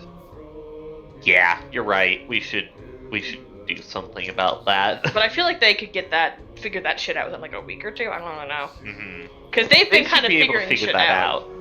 Mhm. That's their problem. Figuring what out? Hang on, let's finish our conversation, then we'll catch you up because you were not listening. So really, the question is, do we have anything aside from the mercenaries and the hobgoblins we need to deal with? Goblins. But the thing is, we're not taking any troops across Through that there. part of Hang the on! world Wait right a minute, now. we're not taking people through there right now. That is very funny of us. How do we manage to avoid that? That is very funny. Because how many people are in the temple? It's Luke's unit, it's your knights. Yep. Hang on. And they're gonna jam the mercenaries in there. Gonna jam the mercenaries in there. We've got a unit of regular cav also. And then the crusade is all just meowing into Fionhale. We're flying into Kulain, and all of our dwarves are coming in through the Dwarven lands. We'll want to clear that, but I don't know if that's strictly necessary beforehand. Jay's unit also. I'm wondering if... Because we've got Jay's unit. We have where a is lot Jay's of unit? cav. It's at the castle. Ah, the fuck. Jay That's castle. what it is. Because we've got Jay's unit, we've got your unit of knights, we've got a unit of cav, and we've got Luke's unit. That's like 350 people and 350 horses. We can't fit all of that into the temple, I don't think, and that's before. Yeah, Jay's unit is not in the temple. Right, but theoretically it could get loaded up. Hypothetically, it could be transferred to the temple. Mm-hmm. So yes, we kind of need to deal with the hobgoblins a little bit if we want. Still don't know how we everything intend available. to do that. The hobgoblins are more of a problem in the South Derium situation. They might try to attack a unit of 100 cavalry, or they might not. It's more of a problem of the guy in the South is unwilling to demilitarize until the hobgoblins are gone. Okay. So they're more of an issue for later. before we'll deal with South Derium. Yes. Okay, that makes me feel a little better, because fitting that in and all of this was, like, making my brain make a terrible... Like, you know when you throw the trains on the brakes on the train? Mm-hmm. And it just screeches, but takes, like, a million years? Because it's a fucking train. Mm-hmm. It was that. That was just what was going on constantly every time I looked at the fucking Hobgoblin token on the map. So, are you able to catch me up now, or...? Yes! We're trying to figure out the logistics of timing. We're like, okay, so it would take about a week for the temple to get to Kulain. So that is, like, the soonest we could launch shit. Assuming we get the dwarves moving pretty soon. So we can kill the dude, get the dwarves moving, get the temple moving. And then we're like, okay, so we need to call the crusade. Like, we need a 1-800-Crusade phone number that sheet is sending to be like, hey, we're about to unveil the Colossus Palorum and just drop it at Fionhale on this day. Could you guys just get ready for that? Like, everyone just mass somewhere and get ready for that. Get, like, a network together. And we'll just call you to let you know when to go. Like, we should probably warn them. Yeah. Catch them up. I guess that and give them some time to get their shit together, you know? I suppose that could be rolled into the, if you want to go tell the Duchess about her, thingamig. We could do that at the same time, yeah. So that's... What, to tell her to stop wasting her time looking for the snitch? Mm-hmm. It's like, I know what it is and it cannot benefit you.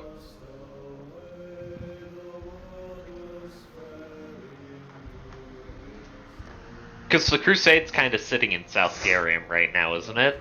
They're walking northward. They're walking northward. Okay.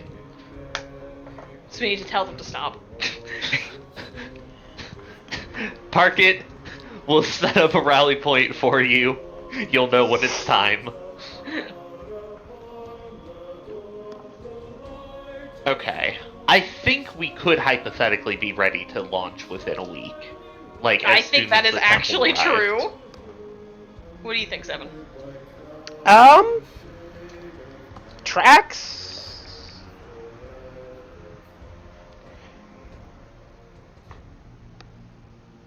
Tracks?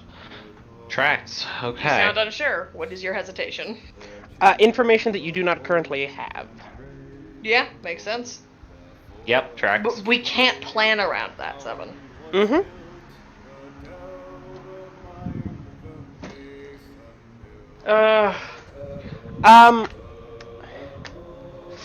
Actually, no. Sara would be able to know this. The Colossus Palorum can definitely get a troop of sizable size into Fionhale. In terms of teleporting the entire crusade? It couldn't get everyone. No. Okay. It will get it could get a sizable advance force through, but That actually makes our lives easier, so they don't have to organize the whole fucking crusade to go places to teleport. We just need a few units. mm-hmm. Which is actually makes my life easier. And, like,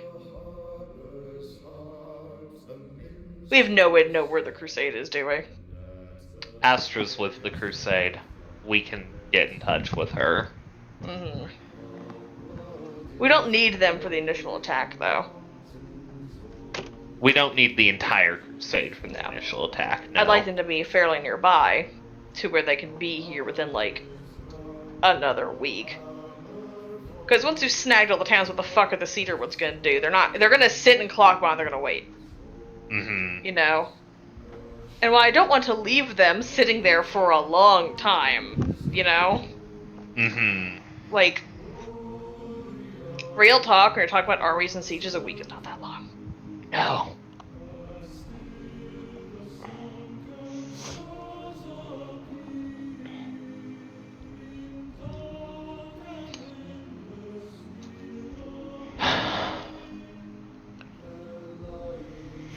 I'll need to check a few things before I can be sure we're ready to take care of that.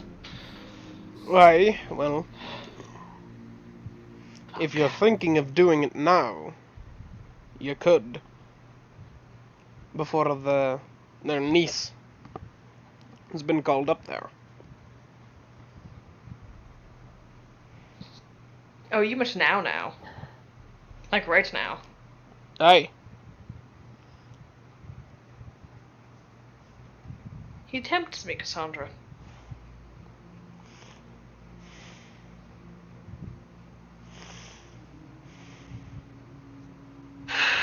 And it wouldn't be suspicious. It would look like they or their people or someone else fed up did it. This is the right time to make it happen. For a number of reasons. Alright. I suppose we're killing a man today.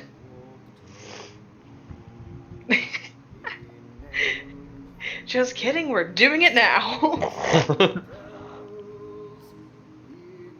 This is the part where we kill him. This is the part where she kills you.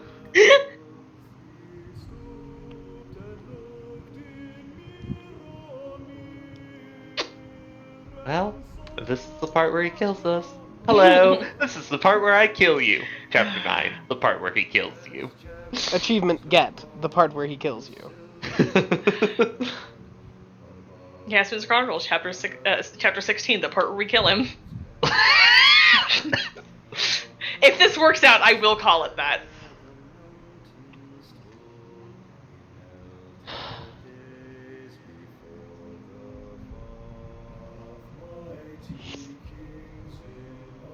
Alright, so who should we talk to?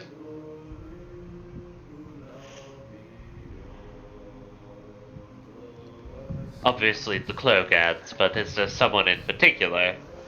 Or Aye. should I just go knock on the door? Well, there are two. You could go about this two ways. Either head up now, try and stop whatever's happening. I'll speak to them. If you have their niece back for them, grateful.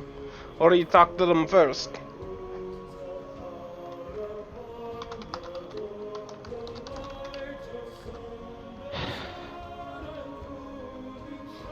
What's he capable of, do you know? What are the extents of his skills?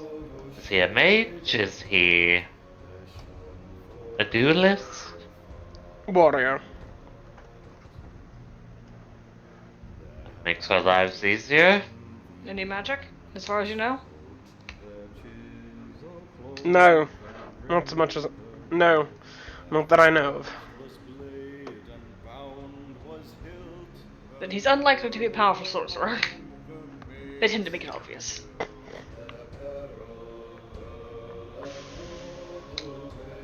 Alright.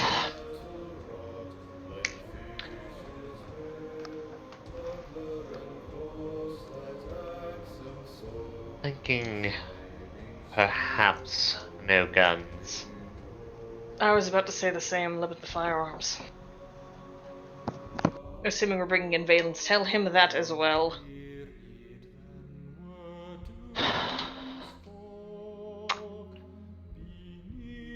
Valence, Yeah? change of plans. We're killing a man today. Oh, fuck yeah, Hoover Killer. Yeah, Nice. the emissary. No firearms. We need to make Damn this it. fairly quiet. Okay, I'll be a rogue. Get my dagger. Just kidding, I've got my Bring sword. the sword. There you go. He's probably a vampire, but not a very strong one. Fuck that guy. No magic as far as anyone here knows. And we're making our way in that direction here in the next few moments. Ooh. Let me know when, I guess. Hey, Ambrose, are you coming along? You gonna kill a man with us?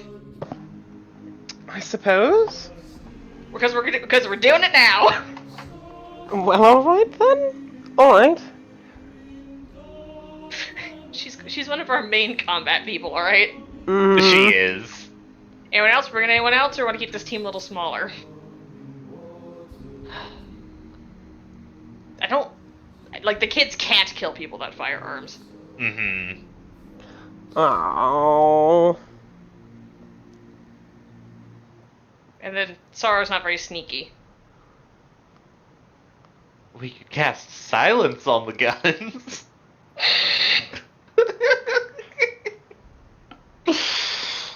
uh,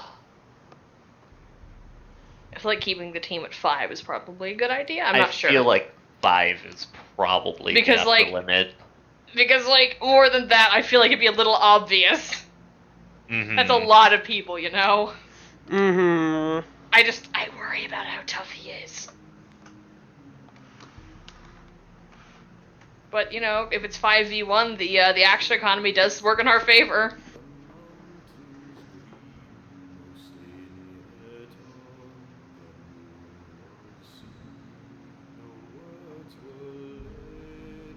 I'm going to establish this now. Valence is putting the True Death Crystal on his sword. Okay. He's doing it before battle. He knows he's going in against someone who might be a vampire, and he's not going to use his gun, so it is on his sword. Valid. I'm going to establish something similar with my +1 returning silver dagger. Oh, Which when'd you get is that? an item that I have. It's the silver dagger that Luke gave me, and then I enchanted it.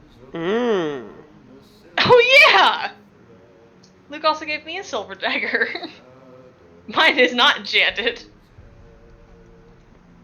Like, I dropped it off at Deacon, and then we traveled north from Duazil to south of Derium, and then it was ready. Because it was only a +2 equivalent that I asked for. So it took, Mhm. like, 8 days. It tracks.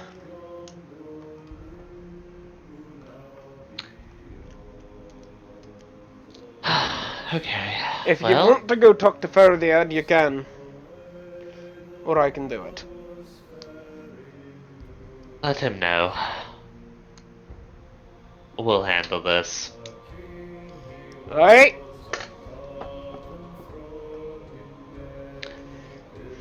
I feel like this is a good moment to call for a break. I think suppose so, yeah. so, yes. Cassie's going to redisguise herself, and that's where we'll call a break. Because I've got to pee and get some dinner before we infiltrate a building. And just remember your heroes feast XP, not XP, HP. Do not forget that. What? Right. Heroes Feast. Heroes feast. Hmm. Thank you It gives for you- reminding It me. gives you HP. It is... I'll tell you in a moment. 1d8 plus 4. 1d8 plus 4. You also have a bonus against poison and fear effects. Excellent. Alright, I'm gonna go ahead and break the recording here. Alright. Alright. And I'm gonna go make some dinner real quick. I will be right back. Alright. Alright. I'm going to be AFK as well. As will I.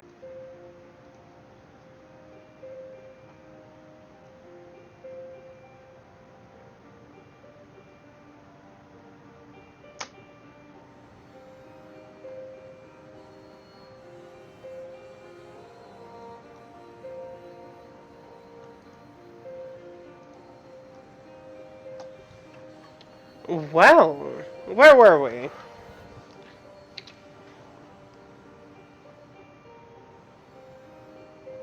We were getting ready to gear up and kill a vampire. We were just leaving Torek's house. I believe so. And we were going to have Amorous and Valence pop in at an opportune time, TM. Valid. Alrighty. Well, then you can go ahead and head out of Torag's house as he is going to go talk to Ferdinand of the Clogads.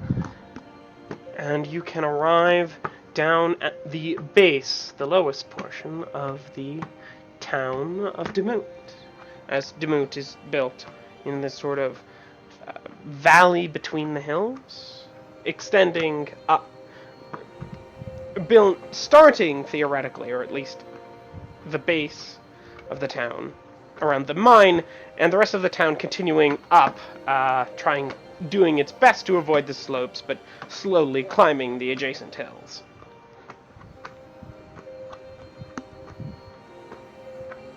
His manor is up on top of the hill, right? On top of one of the adjacent hills, yes. Not the one that you're, like... Okay, basically there are 3 hills, right? The mine is at the base of one. The town goes up in this sort of V-like formation towards the other two, the other two, which are, forwardish, and the manor is on top of one of those 2 hills. Okay. Where do we want to bring Emerus and Valence in? Because Emerus can get to anywhere where Caspian is. And Valence can get to anywhere the Cassie is. Mm-hmm. Does Emerus have a... She can just cast teleport. Yeah, okay. She can just go... Yeah, okay. You mentioned Caspian specifically, so I was like, do they have a specific thing? Or... No, Well, no. Emerus hasn't been here before. But she can see through Caspian. But or she can see just, through Caspian. like, teleport to Caspian. Mm-hmm.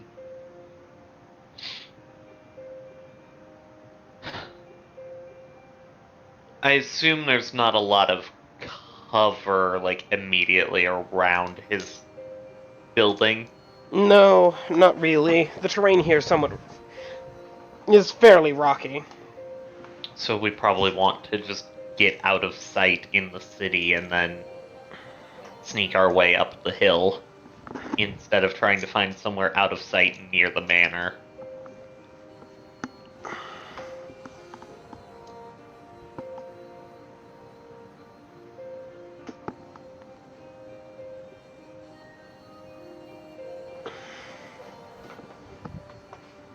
Thoughts? What? We probably Sorry, I didn't want realize to. I was asked for input. We probably want to bring Emerus and Valence in somewhere down in the town and then have everyone sneak up the hill rather than trying to find somewhere out of sight at the manor, because that's not going to go well. There's not a lot of cover. True. And I seem to recall that the general consensus in this town is no one's a snitch. Mm-hmm. Everyone's like, I didn't see anything. It's like, ooh, the emissary got assassinated. What happens? Like, everyone's like, I didn't see anything. Y'all hear something? Mm-mm. No, mm-mm.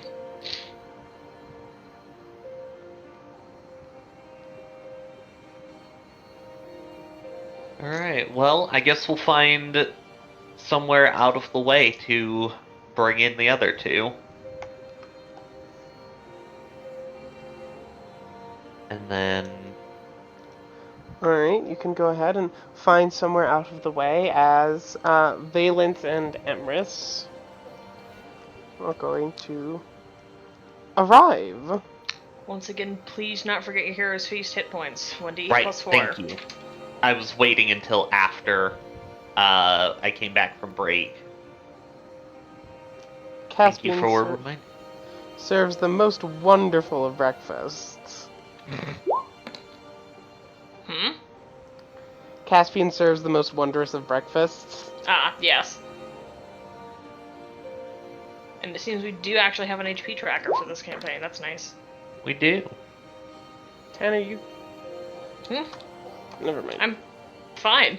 Hmm. I was just mentioning the HP tracker. I don't know, you sounded like... something. I don't know. Never mind. Since it didn't actually clear it after last time, I just marked down my healing.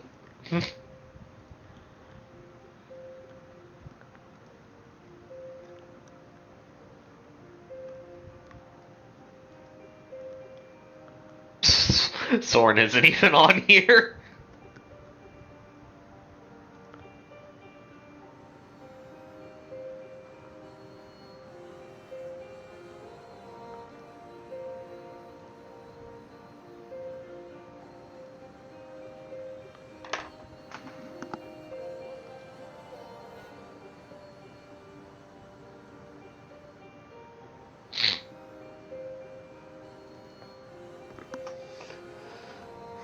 Well, Okay. This is passive music.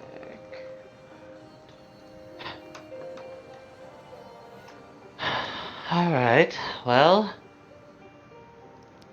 In that big fucking building up there. That's where we're going.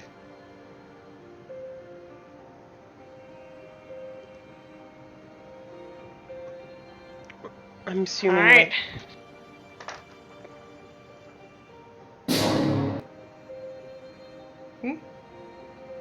What, 7? Oh, that's his house then. It is. No one in the town is known to be magic, so use discretion. I Alright. hardly want to make it obvious that someone was throwing fireballs around up there, if we can avoid it. I suppose that I can do that.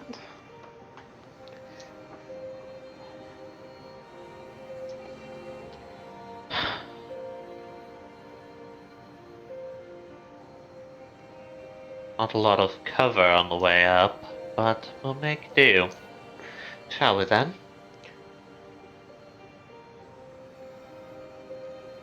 I suppose we shall. I guess so.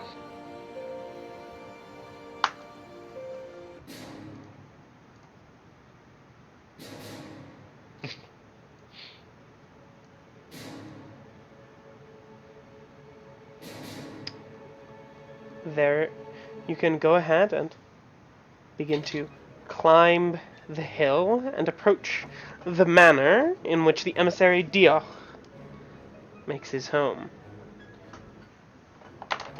It appears to be a building that was originally part of the town but has since been expanded upon. It's made of both wood and stone, with a somewhat impressive front to the building, looking down over the town from the top of the hill.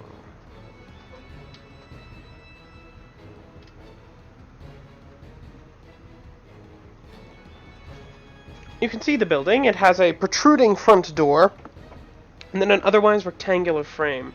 It seems to be a one-story affair, Oh, convenient. with a few windows dotted around the outside. As it is night, all of the windows are shut, with a set of with what appear to be wooden shutters closed over the windows. But you will notice as well there are iron bars.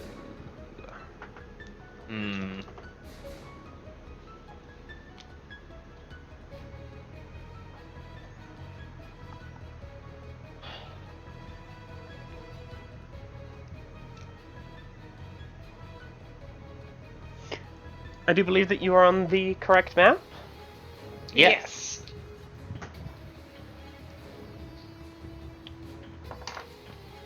How do we want to approach this? Violently. Fair enough. Are there any guards outside, Dungeon Master? No. As far as you can tell, the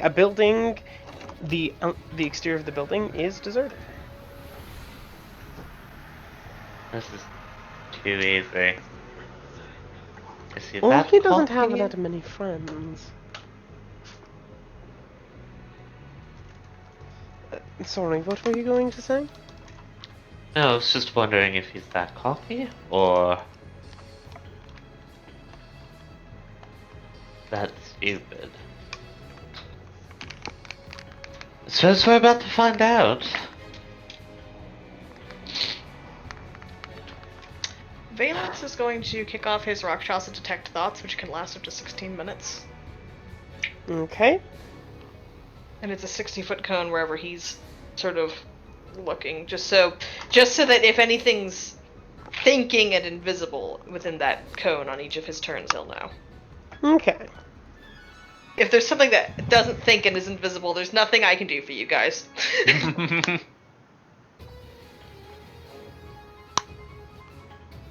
So just as a measure of protection, detect thoughts. Well, suppose there's nothing for it. Shall we go through the front? Wait, he's gonna barge your way in? Well, there don't appear to be any other entrances unless we want to break a window. Can we see in any of the windows? They've been closed with wooden shutters.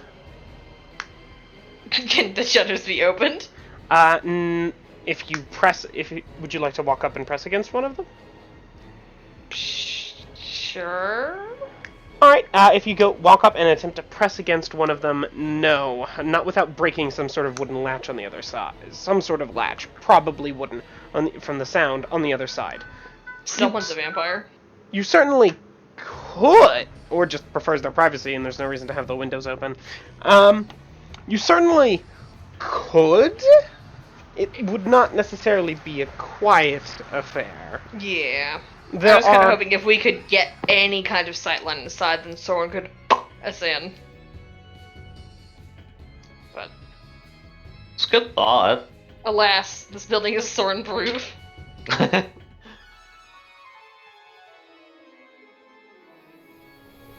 I mean, I guess it doesn't matter too much if there's some kind of noise. I just kind of want to do it without anyone noticing, if possible. Mm-hmm. But it's not like the town isn't gonna know, you know? Yeah, it's not like we have to be, undetected. It's just that we have to be undetected, you feel? That's a funny Like- voice for you to be using with me, Cassie.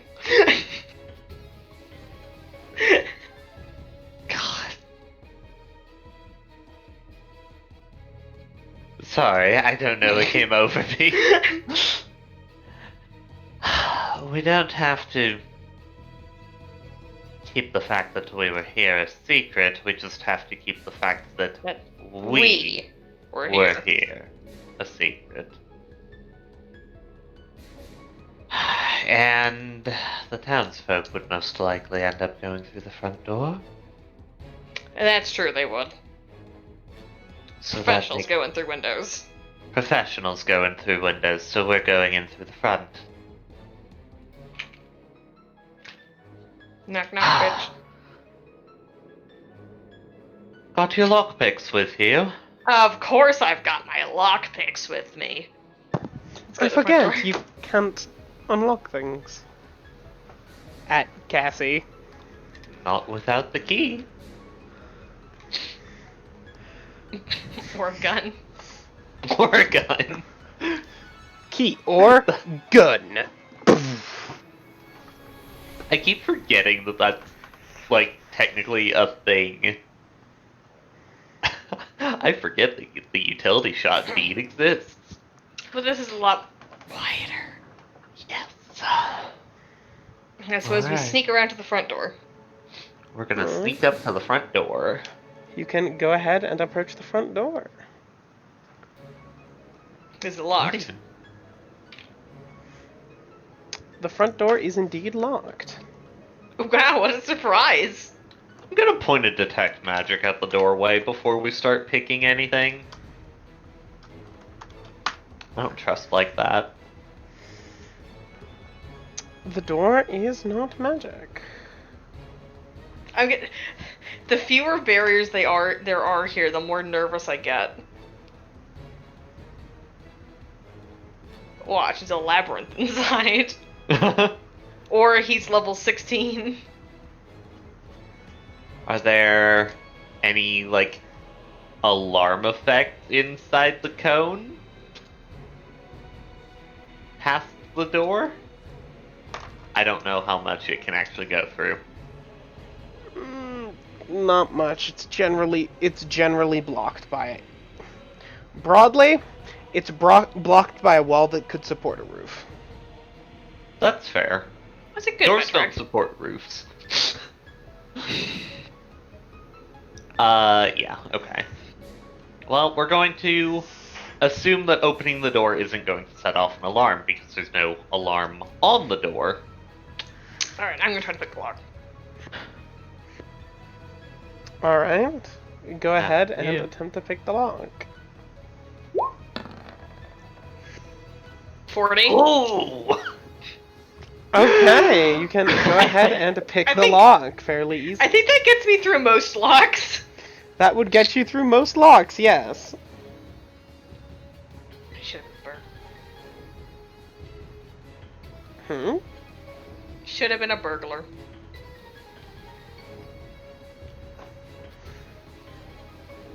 You are very good at breaking into places. Cassie, could have been a cat burglar. Open the fucking door. I opened the fucking door. Alright, you can swing the door open. Go ahead and place yourselves on the map at the door.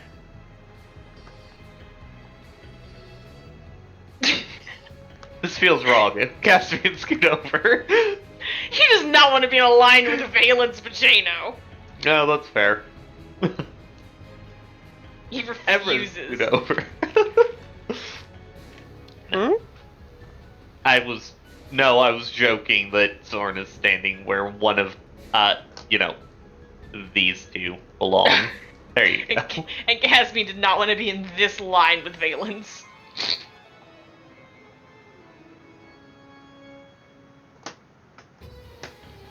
I mean, the thing is, Soren might want to be in the middle so he's near Valence so we can slap him with a greater invisibility. That's true. You're right all along. Problem solved. Fine. Door's open. What's inside? Hmm? If you open it, it reveals a entryway of some circumstance. It's got a coat holder as well as a few busts and just a general well-made furniture, several benches, an area to hang coats upon which several are hanging. There is also a pair of women's shoes sitting here in the entryway. That's bad. You did see him walking in here with a woman when you walked into town. Yeah. Mm-hmm. I still don't like it. Oh, that is completely understandable. I guess I'll step inside. Okay, you step on inside. Nothing happens? No? Cool. I'll make room for everyone else to get inside. Bloop. Bloop.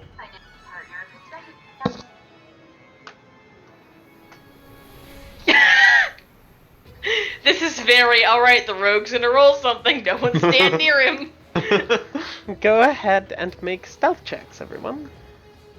Alright. Oh boy. 46 for Valence. 17 for Gaspian. He's not sneaky, he's a bard! Zorn is going to cast invisibility for the record. Make a stealth check. Yeah, he's casting Okay. invisibility, but, I just wanted to, state for the Sorry. record that invisibility Cluck, cluck, cluck, cluck on the floor.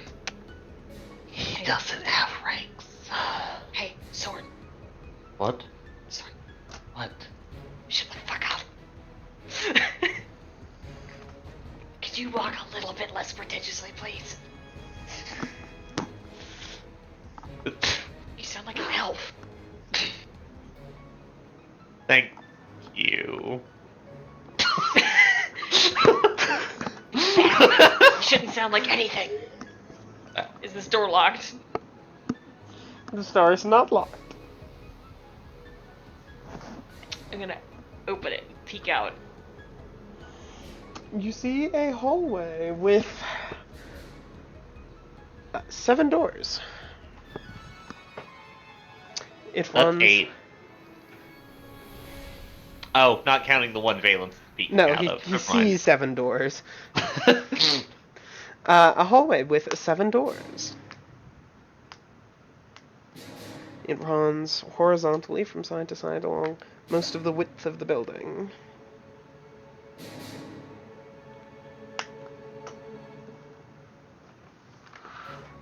Well, I guess we're just gonna come into the hallway and trust this next door right in front of him. Alright, if you...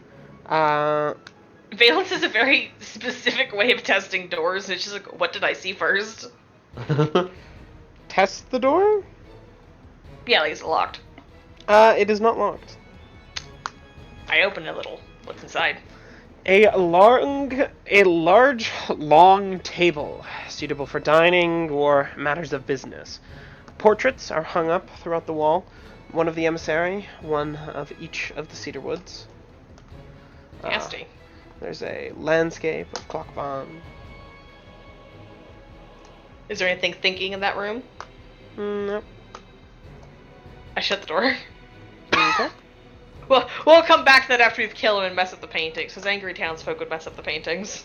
Angry townsfolk would mess up a lot in this building. Nice!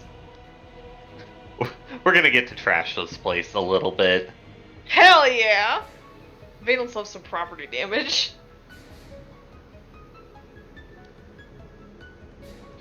Alright. 1, 2, 3, 4, 6. We're gonna roll d6 to see which door Valence goes after next. Because he can't see the layout like I can.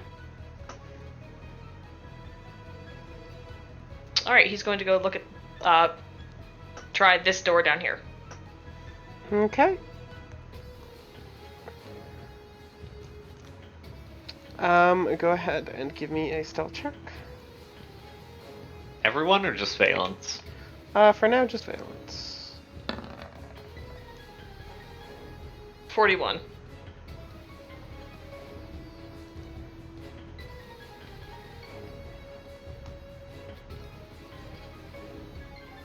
Love how that was a 3. Yeah, he's really good at sneaking. I think we have the same mod. We do. I That's just very don't roll funny of fixes very us. often. Ooh. I don't like it when you go, ooh. That's the sound of a nat 20. Your ring is included in your stealth, right? Yes. Okay. If you want sound, then it's a 31. Yeah, sorry, Cassie. I'm not as good as you think I am, some of it's my ring. That's fair. Your armor just gives you 10, I think, just for fun. Mm-hmm. For fun and profit. In 3.5, it would also be a hide bonus, not a stealth bonus. But... Oh, you're just better because you got a Pathfinder-based item. I see. That and the chameleon ring is notably OP for its price. Hence the... Hence maintaining the restriction into Pathfinder.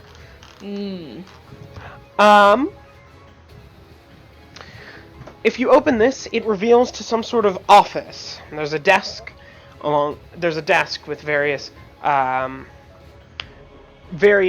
papers and other similar supplies on it. Various bookshelves with scrolls, and some books line the walls. There is a sketch. On the wall there is what appears to be some sort of large tapestry-like sketch of various tunnels starting from a single point. Ooh. He's starting to map out the mines. That's gotta go. Putting that in my little notes on the map. Nothing thinking in that room? Nope. I closed the door.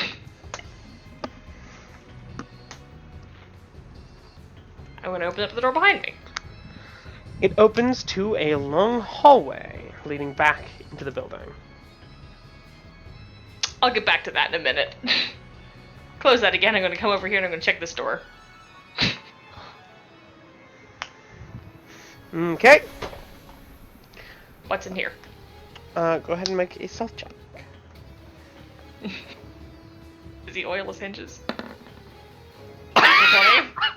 Alright. Those hinges are recently oiled.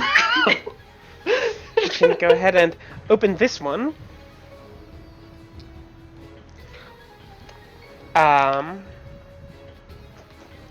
This reveals some sort of study. Whereas the previous office appeared to be for particular work, this is more just, this is more like a miniature library. It has a chair for sitting in, but not so much a desk for working at. Various books of meaningless to you, but given the number that are in Dwarven, probably stuff to do with mining and other similar things are on the wall. Are on the bookshelves on the walls.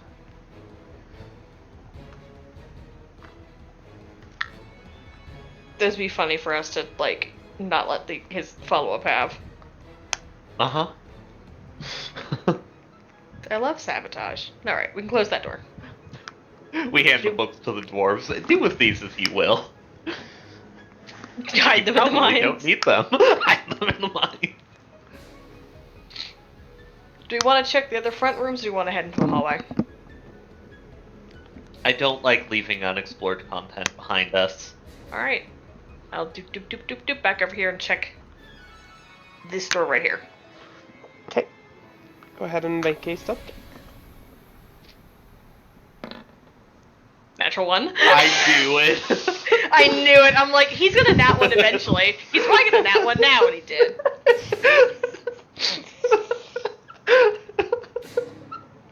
I could lowball that, but it kind of feels honest. I can't do it. I can't do it. It's to him. It's too Valence to nat 20. Like, oh, I haven't the sound of my life. Like, Cassie doesn't notice him going past her, and then it's like, God damn. Well, what I was going to have happen is as he tries the door. He tries the door as he tries all of the other doors, but this door isn't actually latched. So as he leans on it to attempt to get it to open, the door just swings out in front of him, and he stumbles forward. He catches himself, but the door slams into the wall on the other side.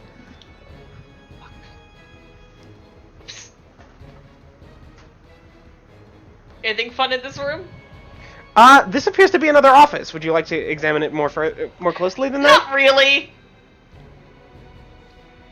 I don't have time for that. Is there anything thinking in it? Nope.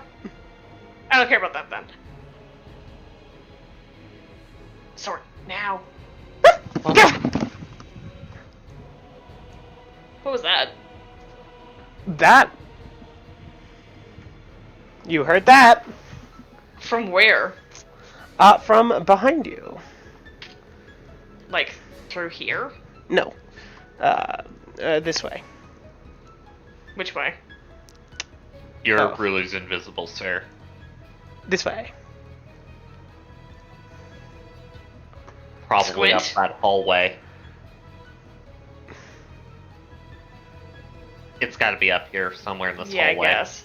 Well, guess I'm gonna go investigate the noise. I'm going to gently open the door, which I did latch. I think. There is a woman. Girl. Who looks like she's somewhat confusedly standing in the hallway, having recently recovered her balance. Covered her balance. Like she got pushed over. Like she got pushed from somewhere, yeah. I'm gonna step over here and take a peek through this door. You see a long hallway. I'm gonna kick off my detect thoughts. Is there anything in that hallway? No. Is there more than one thing thinking in this hallway? Nope. The girl does not seem to have noticed the slightly unlatched door and the stealthy Valence hiding in the crack. Well, that's a new one. Last time a girl tried to, I tried to hide behind a door from a girl. She came and, and tried to stab me to death. And that girl's name was Cassandra Baceno. Oh, how times have changed. Valence, I should be a burglar. Also, Valence, that. The girl is in a gown of some description, not like on.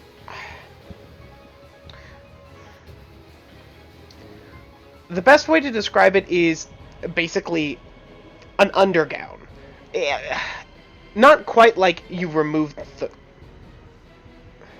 It's not a nightgown, but is very similar to one. It's like what you'd wear under a dress, like a slip. Yes. Okay.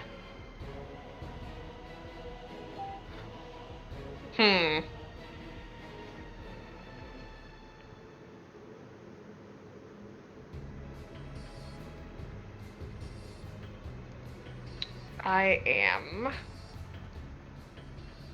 not sure what to do in this scenario, because we've definitely been heard.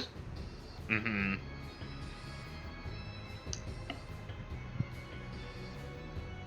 I'm wondering if she's a distraction. That's why I moved to check the other hallway. Mm-hmm.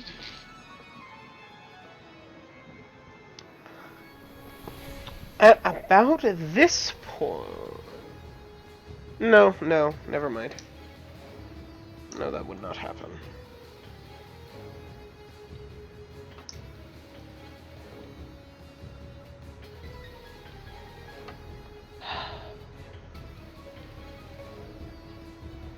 What's she doing? Is she just standing in the hallway?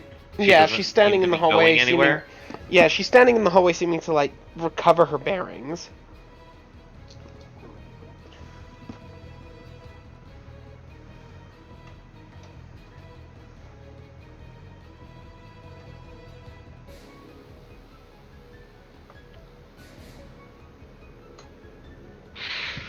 What do you think, Lena?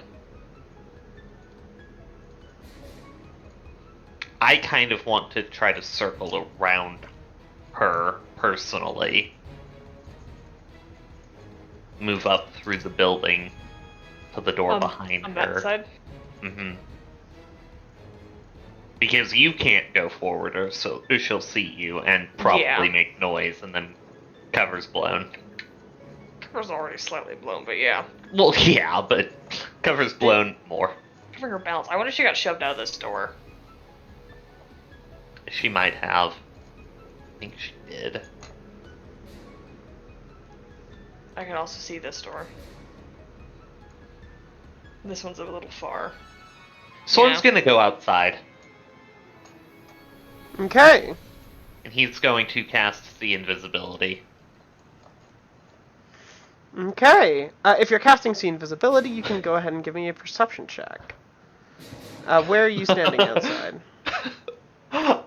Probably about here, looking in that direction. Okay.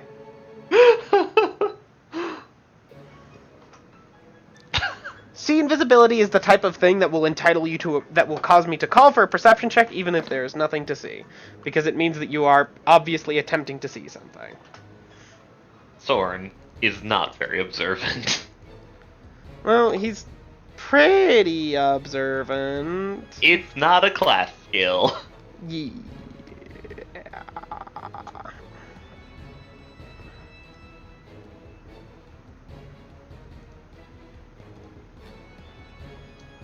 My concern is that he might be going out the window, and to that end, I think Soren's going to move up here and confirm that the window is still shuttered. You can't see it from this angle.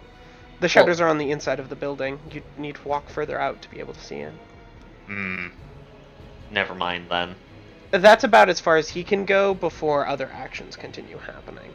I'm allowing him to act independently from casting Valence, but, you know, time is passing and such. That's about as far as he can go in this quasi-turn. Time frame. Yeah. Okay.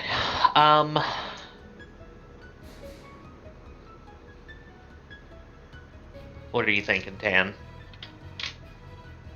I wish I had the greater invisibility. Sorry. Yeah, I kind of can't go this way without her making a noise of some description. Or you have started hidden. You might be able to just stealth past her.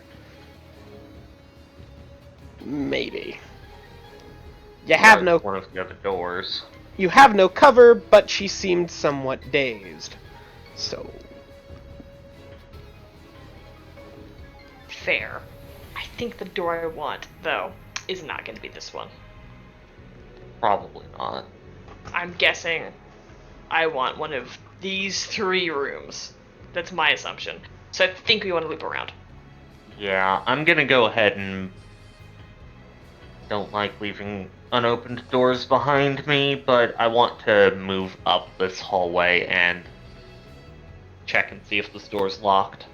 yes. I would follow. Balance, I need you.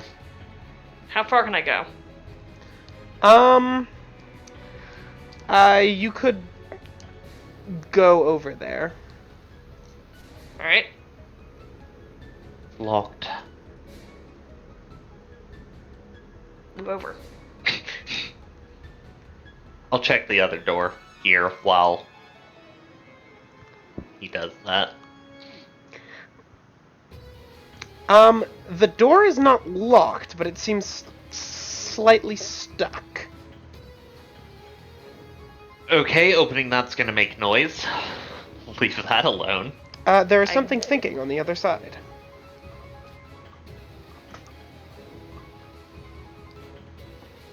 There's something thinking on the other side. Of this, like, wedged door. Yes.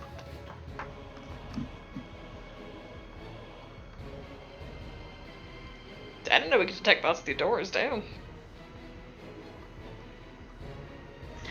In this case, you can. It's iffy. It depends. It's someone right up against the door.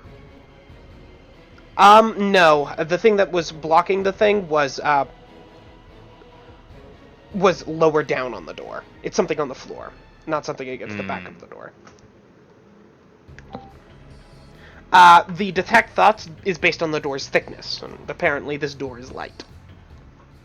And I have no idea about the room I'm fiddling with. No, this door is quite heavy and locked.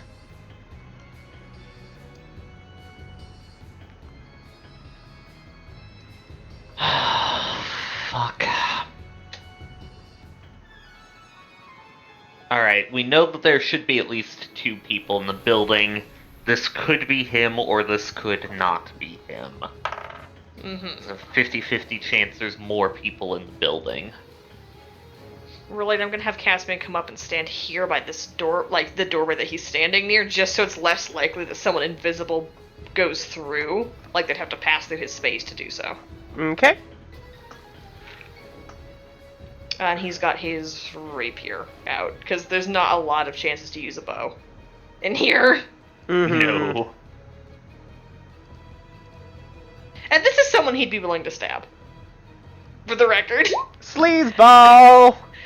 This falls into the I'd stab a man category.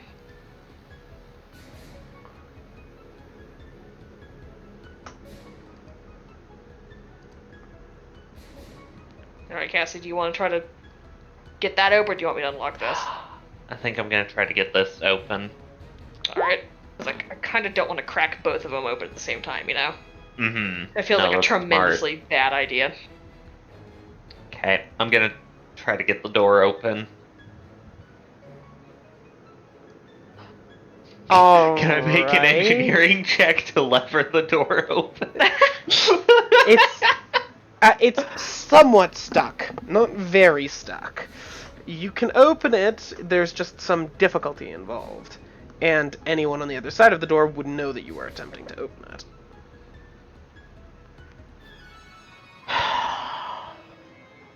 There's nothing for it. They're gonna know we're here eventually. I'm gonna open the door.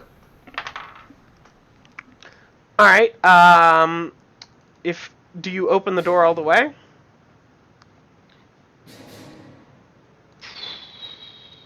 Are you trying to look inside, or are you trying to open the door? I'm trying to look inside. Okay, make a stealth check. Roll for that 20.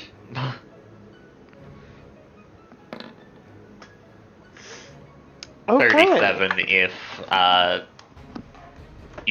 if armor bonus doesn't apply. Armor bonus does apply.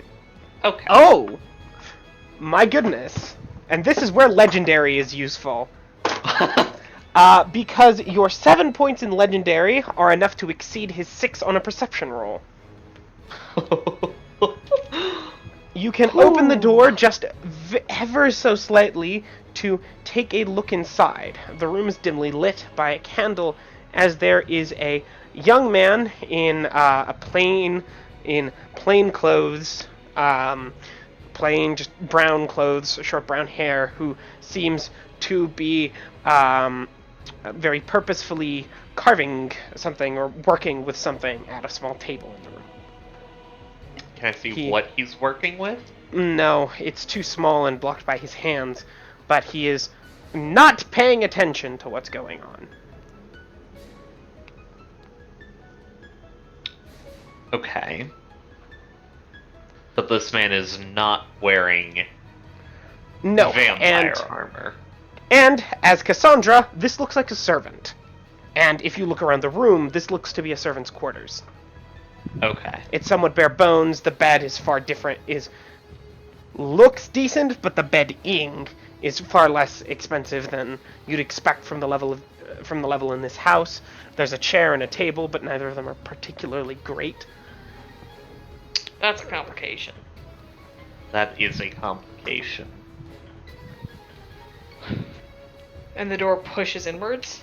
The door pushes inwards. All of these doors open inward. It's a problem.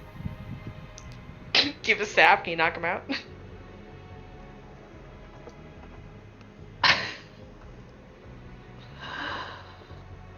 Let me look. I have a razor wire that's a little more lethal. That's a little bit more lethal.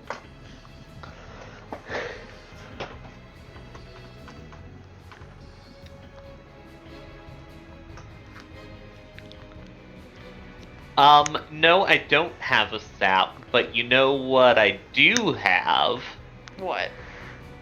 I'm going to check and see if I actually have that ability before I, say that I have you do. to. Yeah. I could pistol whip him. It's unclear if you could enter the room without detection. The door's only somewhat open, and you can see that there is, a totally didn't, oh, whoops, totally by accident just put this bucket of water here in front of the door. It could be opened, without much difficulty, and it wouldn't necessarily look like the door was intentionally blocked if the door was opened quickly. But it is clearly meant to make entering the room somewhat difficult. Mm-hmm. Makes me wonder if he's trying to just not be snuck up on by a vampire. Probably.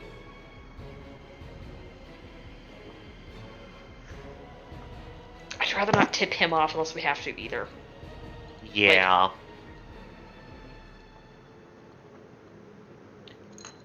I'm Good to know going he's there. to close that door. Okay, you close the door. Because I can't... There's no more information we can get from that without tipping our hand.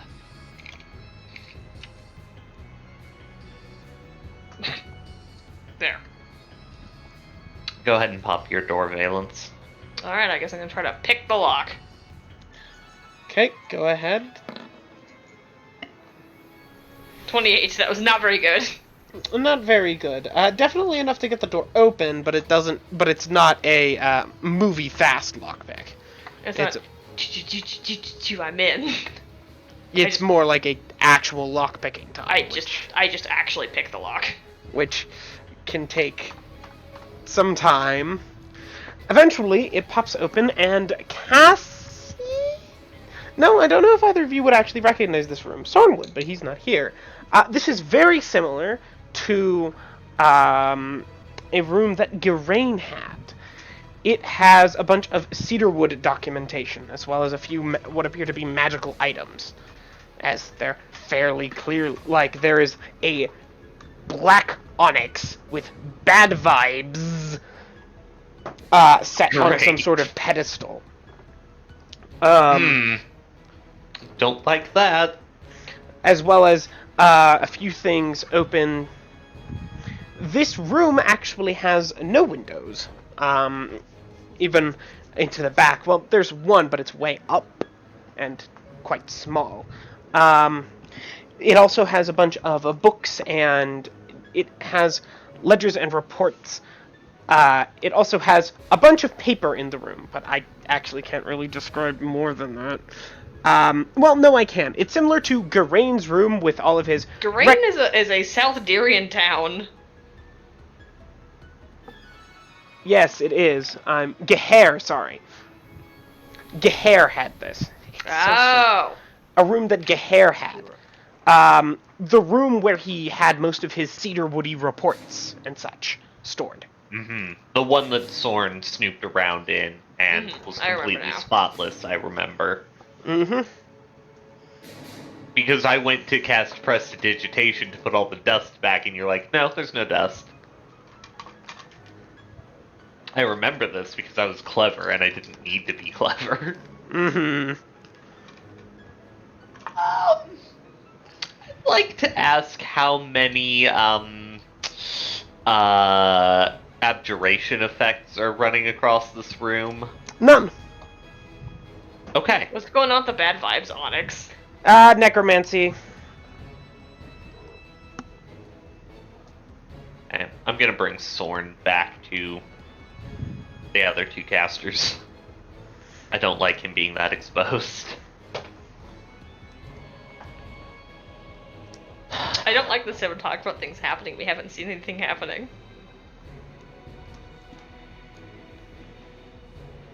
That makes me nervous.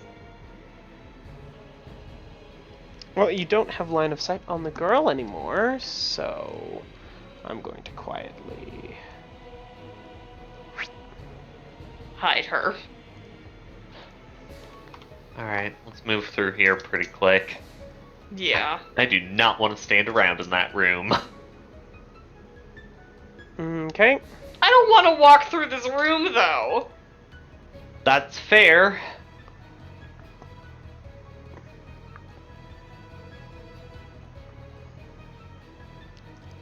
We might have to, because as I far think as we we have know, to. that girl's still in the hallway. Mm-hmm. I'll tiptoe across this room real quick. Okay. Go ahead and make a stealth check. Somewhat more difficult with all of the loose items in this room. It's not spotless 53. like pairs. Yeah, you're good. You are good. 43 on noise. But, like, that's still pretty damn good. That is pretty good. Alright. This door is also locked. And because we're in the medieval times, you can't unlock a door from the inside without the Nope. key. You need a key. This door is locked, you need a key. No, you can't just unlock it because you're on the inside of the door. Oh, okay. I unlock it in a completely normal manner. Yes, completely normal, definitely not thievery manner. 32. Alright, that will also take some time. Little faster than last time. Mm-hmm. Alright, what do I see in the hallway? Alright, you can see the girl. She is starting to stumble around, like, looking both ways, like, I'm not sure where I am, but she's moving toward the entrance. Don't like that.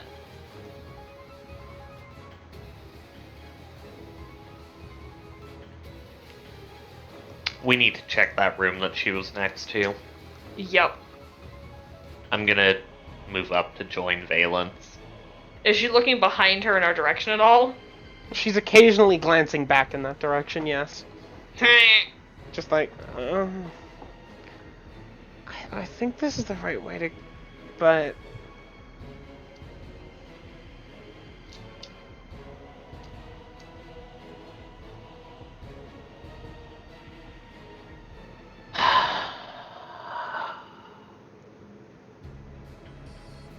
Do I have one of those prepped? Nope. Oh god, why don't Sorn, why don't you have Hold Person in your spellbook, you dumb motherfucker? Sorn. He's got Hold Monster! That'd work. Yeah, but he's only got 2 5th level spells left. Then don't do that. And he'd also have to take some time to swap some spells around. Right now he's got Wall of Force and Teleport.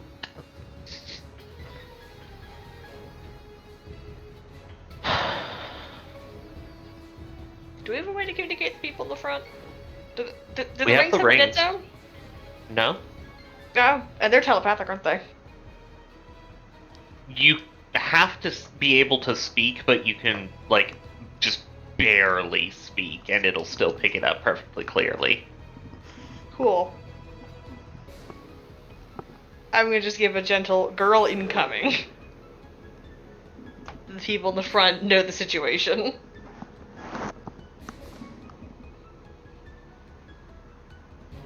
Caspian is then going to telepathically ask if Emerus has any ideas. No, I don't know what kind of girl...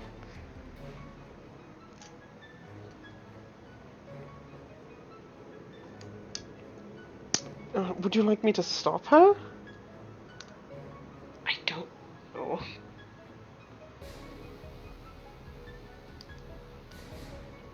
I think we don't want her to make noises when she sees us. Sorn's going to move up to the doorway and cast Hold Portal on the door to that hallway. Okay! Hold the portal! The only time the spell has ever been useful. Adds 5 to the normal DC for forcing a portal open. Enough to discourage a befuddled girl. Well, it sets a normal door's DC to 15, because it's 10 to dislodge a stuck door, plus 5. It sticks the door and then adds to Yeah. DC. So. It's discouraging. Let's get him put Sorn, like, there, probably.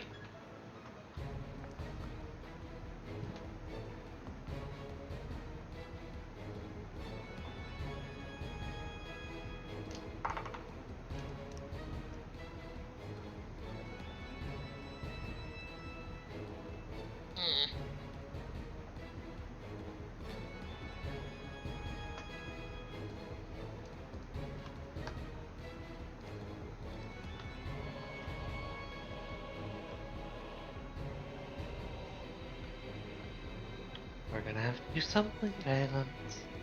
No. I'm gonna get my ass seen. I'm right behind you. Alright. I guess I'm going to try to sneak into the hallway and check this door. Okay, you can go ahead and make a stealth check. Oh! The chameleon ring kicks in. Yeah, because this is visual. You pick just the right time as she reaches forward and she's fully caught up with the whole door problem as you slip across the hallway. She leans forward and like tries the handle and then it doesn't quite work, so she tries it a bit more and then seems a bit confused and then like starts looking sort of around for other options, and as you do you can try the door. It is not locked. I like to peek in. It is a bedroom of some description. Is there anything thinking in it? No.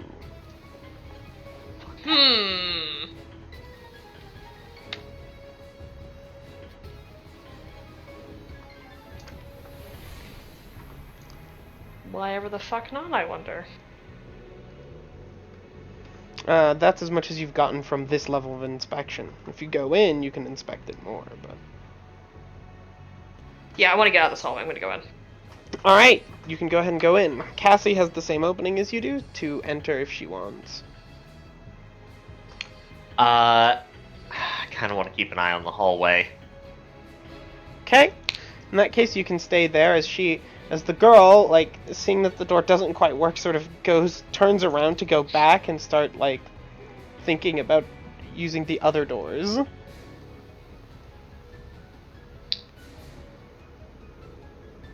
Fair enough. What's going on in the bedroom? The bedroom.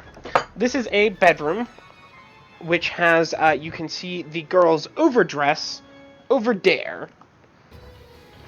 It has what appears to be a master bed.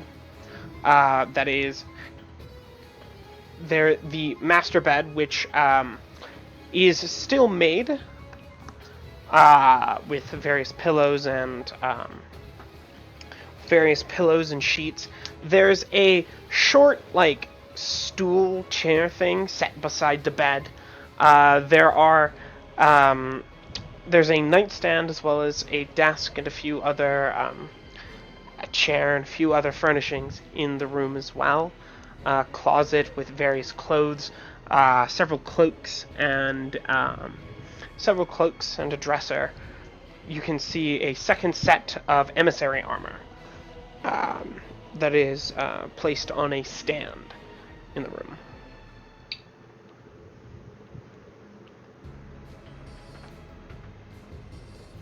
Interesting. Are there any secret doors? I say, Soren not being here to prompt that check automatically.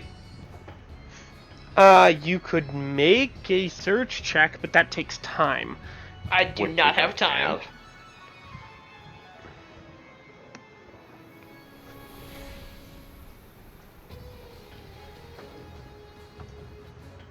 But at a glance, nothing seems too weird. No. But now the hallway is bad for me to go back into.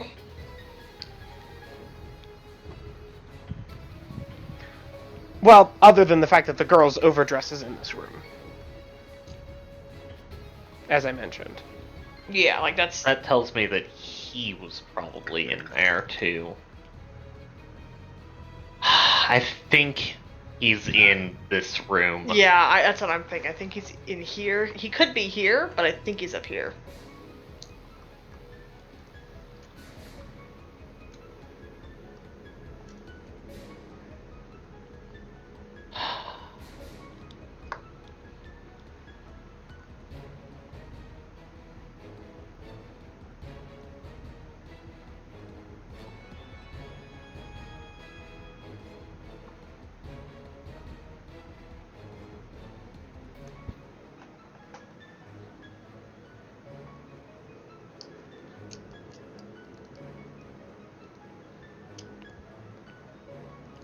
I think I'm gonna wait to see what the girl does next. I think so.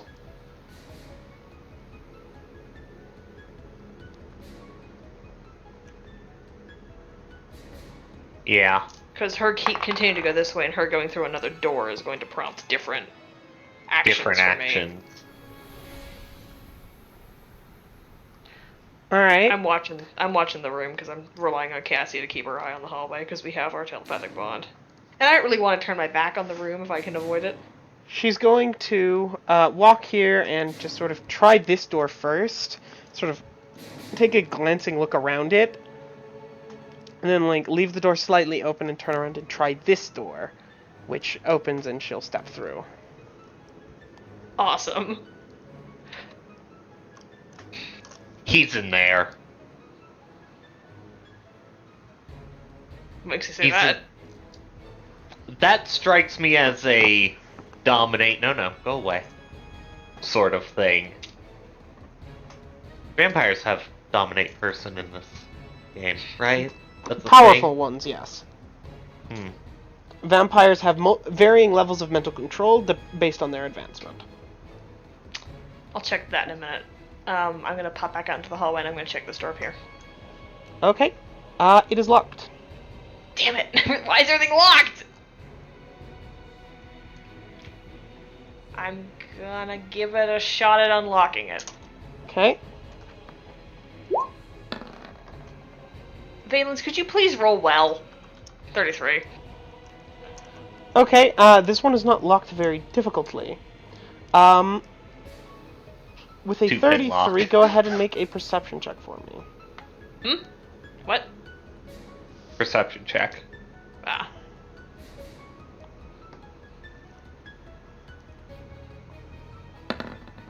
What's your 31. dark vision like?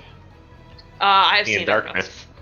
On the other side of this room is some sort of shrine. A shrine? Yes. To what? Hard to tell, but black and aesthetic. That's bad. I wouldn't touch that. Anything thinking can- in this room? The keyhole's too small for the detect thoughts to work. There's nothing thinking in the line from the keyhole to the wall. In other I'm giving words, you a have to cheeky actually double open thumbs the up. door. Oh, I was assuming I had the door slightly open. so I No, opened the your door. disabled device was high enough that I was just giving you this perception check before spending the time to unlock the door. Ah. Ah. If you would like, you can continue unlocking the door. You know what? I think we'll come back to the creepy shrine. Let's come back to the creepy shrine. Cassie, would you be so kind as to come check this door? And see if it's locked? Or Yeah. what? So that she doesn't come through over there? Also just to see if there's anyone else in that room, you feel? Yeah, that's fair. I'd like to check and see if this door's locked. The door is not locked. Great, I want to peek inside. You peek inside just as the girl enters a new square. She has walked in through the door and is now heading towards the other door to this room. Door, middle door, middle door, middle door. Sword's gonna cast old portal on that one too. Okay! At which point she's going to try the door, and as it gets stuck again, she's going to look around. Cassie, make a stealth check. That's fair. Hang on, I gotta mark down spells. It's like playing a game of Where's the Vampire? Kathy, could you roll high, maybe? I say rolling 41. She does not see you. I sure hope not. But is she the only one in the room? She is the only one in the room. She's going to continue to avoid the table and start heading towards the door that Cassie is at. Yeah! There's not much I can do about that. Run, back here, run! Play Ring Around the Rosie with the girl. I like how we're so dead set on avoiding her. This is really funny. Which way does this door... Oh no, that would take time and also make noise. Which way does this door swing? All doors Into the swing room or inwards. Okay, that makes sense. I don't have a good way to secure that door, so I'm gonna come back in here and watch it. I mean, you could just close it and then just hold it.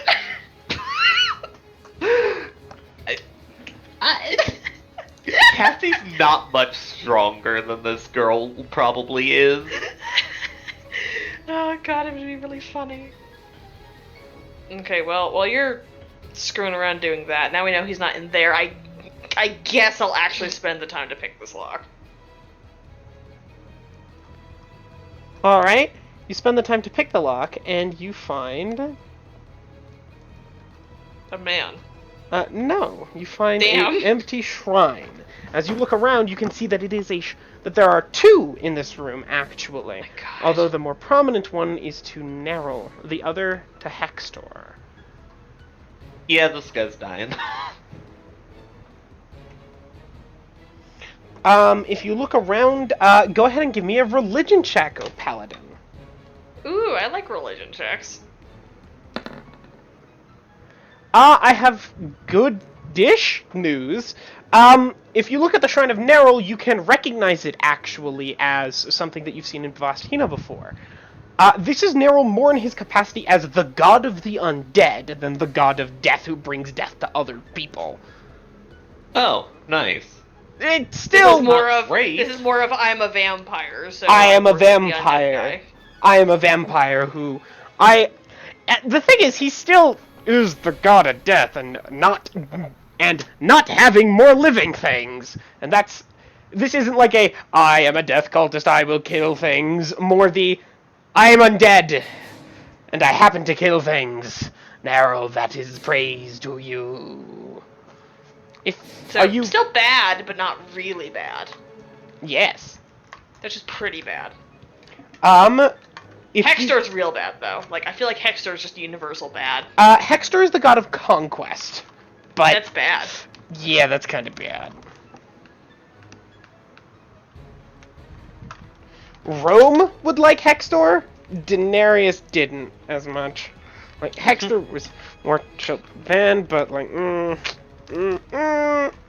Are you stepping into the room to examine it, or are you just checking from the door?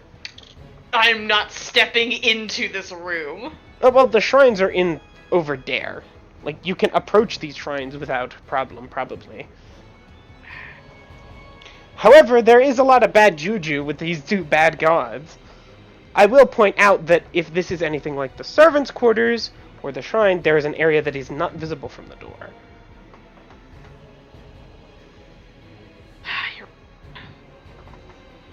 I guess I will come in, but like cautious of that area. I'm just gonna stroll in like do.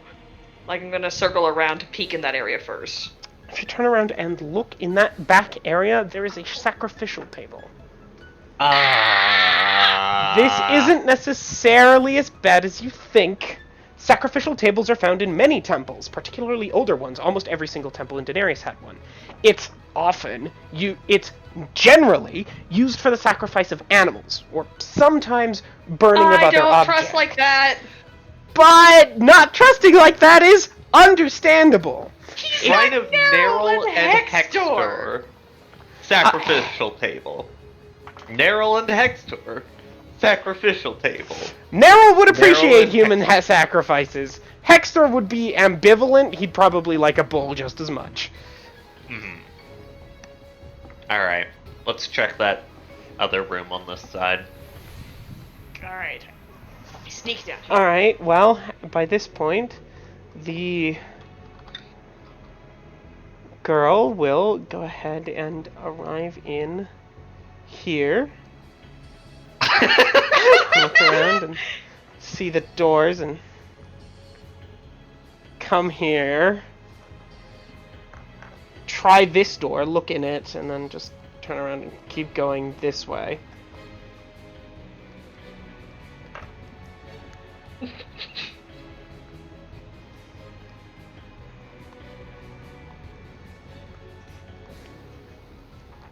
Alright. I would have warned Zorn. Zorn coming forward. Left door. How strong is Zorn? Scanning. 13. Legally stronger than Cassie. Never. Just strength stats team of Valens. Emrys, you have anything to get her out of the way without killing her? I generally don't prepare sleep anymore.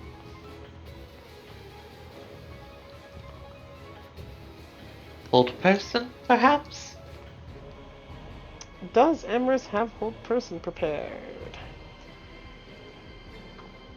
We brought 2 full casters that do not have hold person. I'm gonna lose my mind.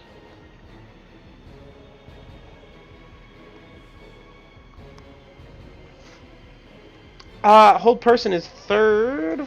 Second. Second? Oh, wait. It might be third for... It's either first divine, second arcane, or second divine, third arcane. Hold person It is a third level spell for wizards. She needs that for Fireball, Matoman Ward, and Matoman Leap. Her third level is busy.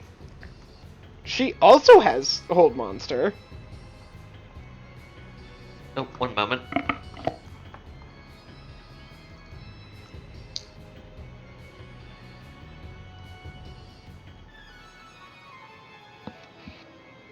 Hang on, I gotta go fix my mom's printer.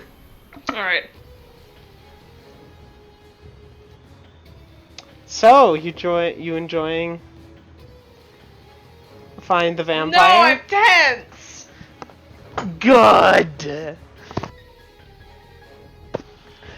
Joy or tension are both acceptable in this scenario.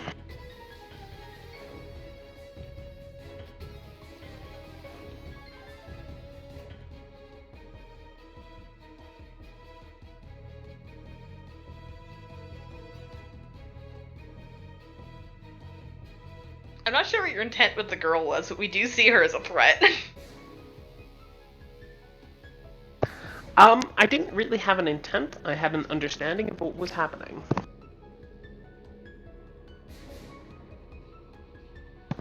Did that make any sense? I know what you mean, but that wasn't what I was saying at all. Ah, what do you mean? What I mean is, like, I don't really know what you thought we were gonna do. Like, Oh. I'm not saying you put her with the intent for us to do something. I don't know what you expect us to do with this, but I do not think this was it. No, it was not, although I had no idea how you were going to react to her.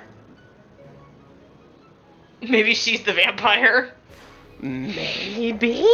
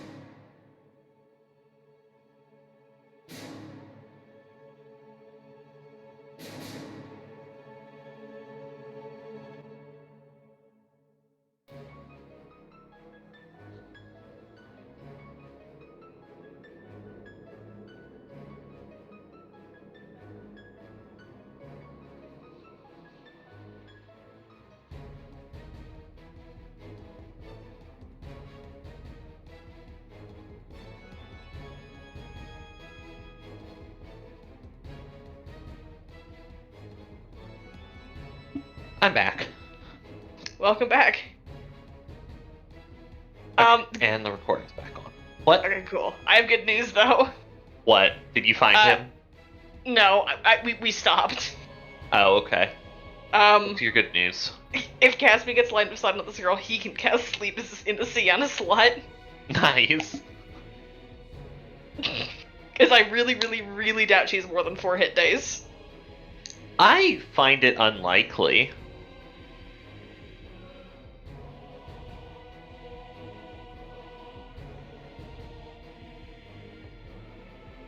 Okay, so I think I want, like, Soren fucking move. Yep, fair enough. Can he not hold Portal again? He can, but we're trying not to just let her wander around. We're trying to let her get And somewhere Caspian, where we can... which way does the door swing? All doors open deeper into the building. Okay. That's not what I'm asking. Does the door open this way? The door swings into the building. Okay. Yeah, does it swing this way? Oh. Or like, which this side way? is it hinged on? Yeah, that's important to me. The hinge? It's probably here. Like, here, right? It'd be kind of weird for it to be, like, a left-handed door.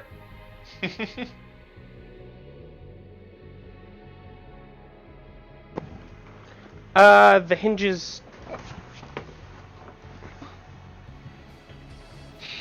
Where are you saying the hinge is probably? Here. So it opens like this. Yes. Okay. And I want... And... Which way is the door that... I presume it's hinged here as well on Caspian's door? Mm-hmm.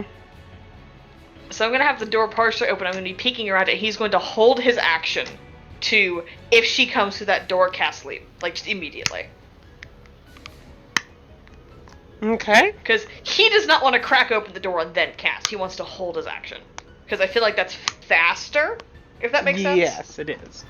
Like, that's as opposed to, hello, I'm going to cast a spell for like 10 seconds now while I stare at you.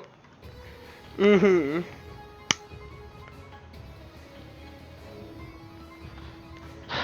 Alright. Can't. There we go. Shall we pop open that door, or are we waiting for her to fall asleep? Vandal's just gonna keep doing his thing. He sees no reason to wait for Caspian to do what the fuck Caspian's doing. This door was locked, I think? I don't remember. No, that she door left is it open. open. Right. I'm gonna peek inside. Inside is a kitchen. It just seems to be a normal kitchen with a window on the opposite side and no way out. Squint. Why'd you specify that? It's why she turned around. Oh. Yeah, no, that tracks. I'm like, that's a weird thing for you to say, Seven. And nothing's thinking in the kitchen? Nothing is thinking in the kitchen. What the fuck is this guy? And the window in the bedroom was still closed, right? The shutters were closed.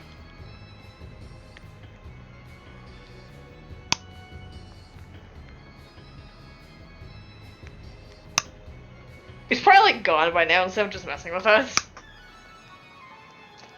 Wait a second. Fuck. What? He's a vampire. Yes? Was the glass closed, or were the There- shutters closed? There's no glass in these windows. God Oh. damn it! Yeah, he is gone, okay. Oh yeah. Fuck. He could be anywhere. At this point, the girl will come around to here. Caspian releases his held action. Okay. But Cassie just realized. Well, she rolled a 2 on her will save, so she is now... She has a look of a slight panic on her face as she starts to fall back asleep, and then falls asleep. Cool.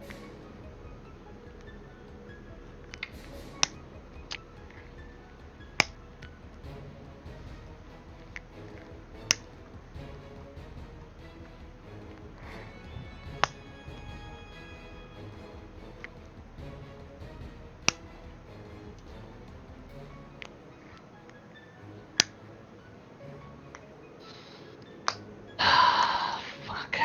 Be honest, the stupid times get fucked over, I guess. Hmm? Oh well. Be what? I didn't lowball my nat 1 a while ago for reasons, and I probably should have. Damn it. What would you guys like to do? There's no glass in the windows. He's not inside the building anymore. Oh, great. What do you want to do? Because we're never fucking finding him. Boop, vampire magic probably even knows it's us.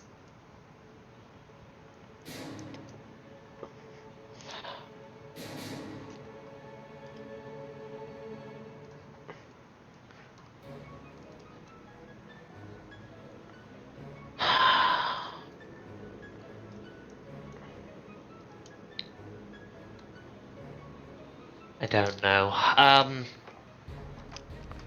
Fuck. We could set fire to the building and try to cover our escape, but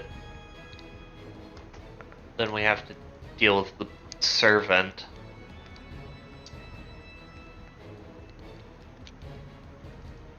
Vampire's gone. I'm not afraid of him. No, I know. My point is we'd have to get him out and potentially deal with any ramifications there. Okay.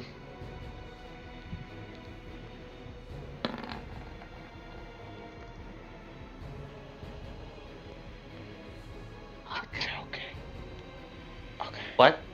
What? I thought the dice were about to do something absurd, but they did not.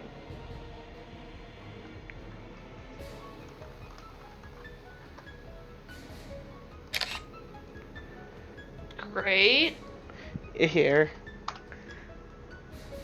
I thought the dice, they were so close. Ugh.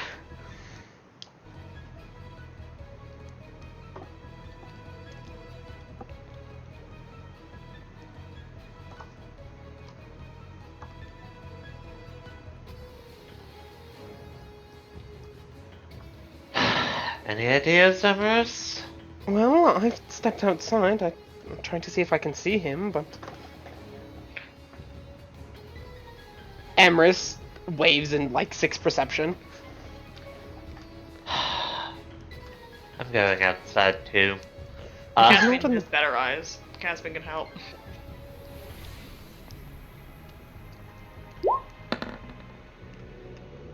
Eh. Caspian, you don't see anything from this perspective. You're currently looking out down along the town.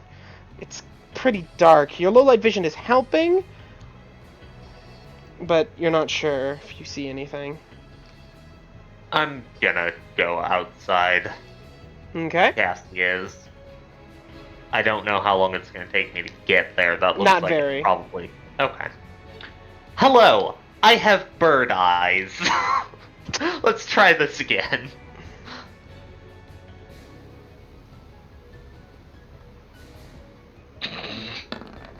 I also have, I believe it's just dark vision off of the mask. So...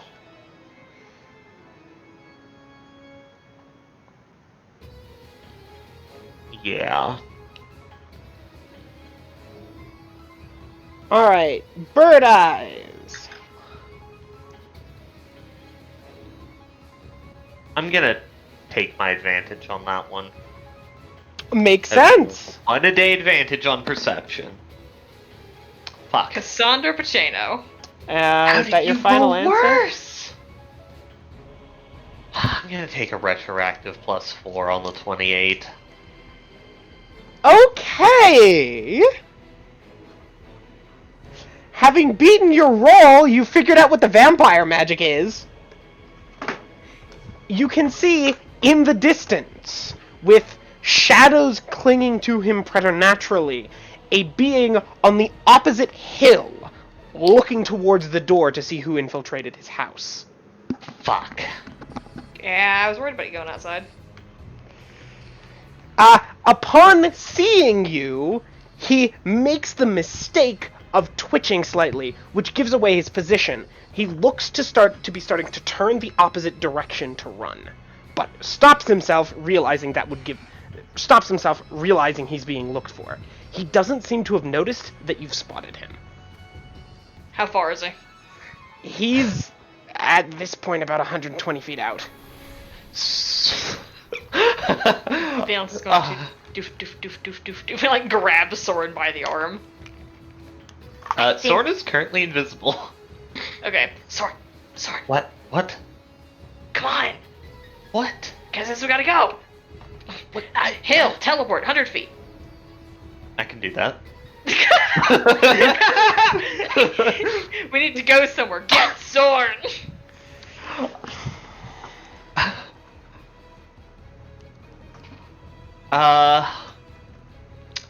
Okay. I have an idea.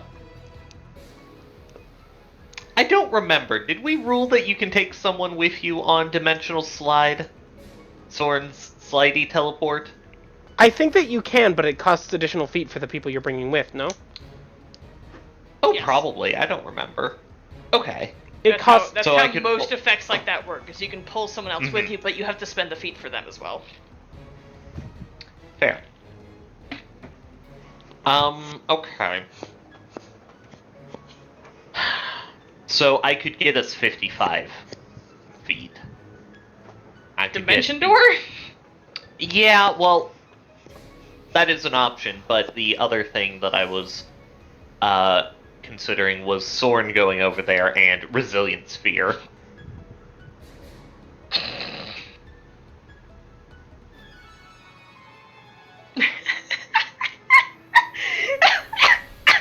Resilient Sphere limits mobility, it does not stop mobility. It says that it cannot be moved, but you're the DM, so fair enough. Oh. Later versions were able to be moved from the inside, but if it... Okay. It's effectively a tiny wall of force. Yeah, that's fine.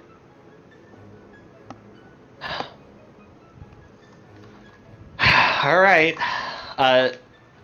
Soren's going to take a moment to cast invisibility on Valence. What kind of invisibility? Greater invisibility is probably worn... is it around per level? We never cast Great Invisibility on We never Valence. cast it. Ooh. I asked Soren, but Soren is off doing something else. I never heard you. Oh. No. This was after Soren had gone outside to check to see if he'd left the building. Didn't notice He cast anything. regular. Yeah. No, while Soren was outside, Valen said, I wish I had that greater invisibility. But Soren was already busy. Oh. So it wasn't so much a right, request, it was a, Soren had already left by the Prior to that, I was like, hey, Soren, now. Oh. Yeah, I never heard that. No one heard that. Mm-hmm. Alright. And I'm gonna grab Valence and... But just Valence? Warning. Teleports are obvious, even when invisible. There is a and the sounds and the audio and visual display of the teleport can vary from person to person, but they exist. Yeah.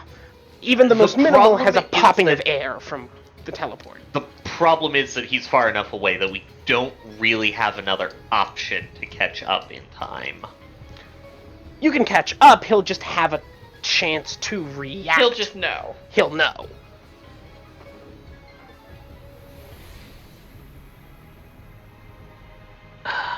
Teleports while invisible might not alarm a unaware person, but he is specifically alert and watching for people, so he would notice.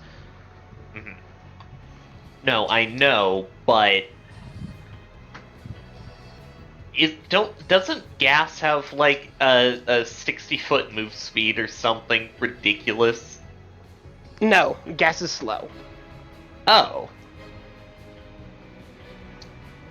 A trade speed for perfect maneuverability. Mm-hmm. Right, okay. It's either 20 or 40, I don't remember which. It's either 20 or 40, but can't hustle. Speed. Okay. Gas is not fast, it's just perfect maneuverability. Well... I don't want to Dimension Door everyone over there, because that's going to eat everyone's turns. Because it's Dimension Door. Mm-hmm.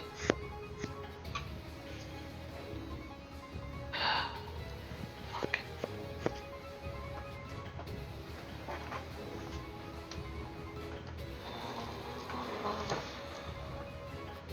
Decision paralysis is getting me. Okay. I'm gonna take Phelan. What? Raises hand. Dungeon Master, I have a question. Mm-hmm.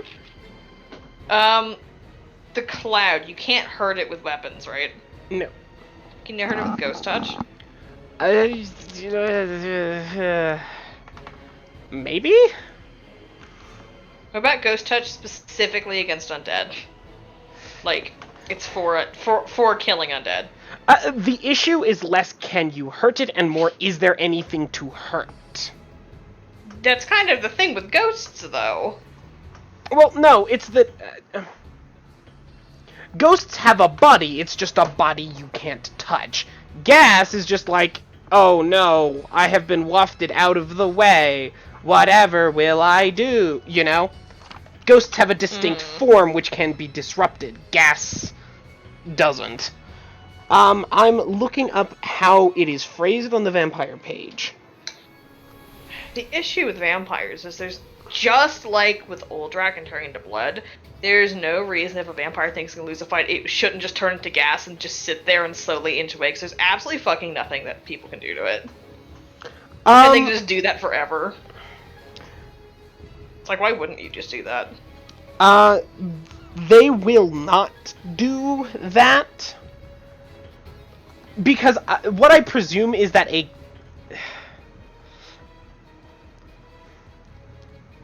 gas is difficult to hurt. You could probably find a way if they just sat there.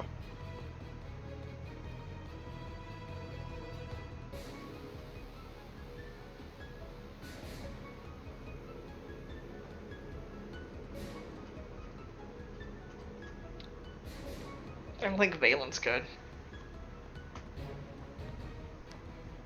Unless he whipped up the vacuum cleaner.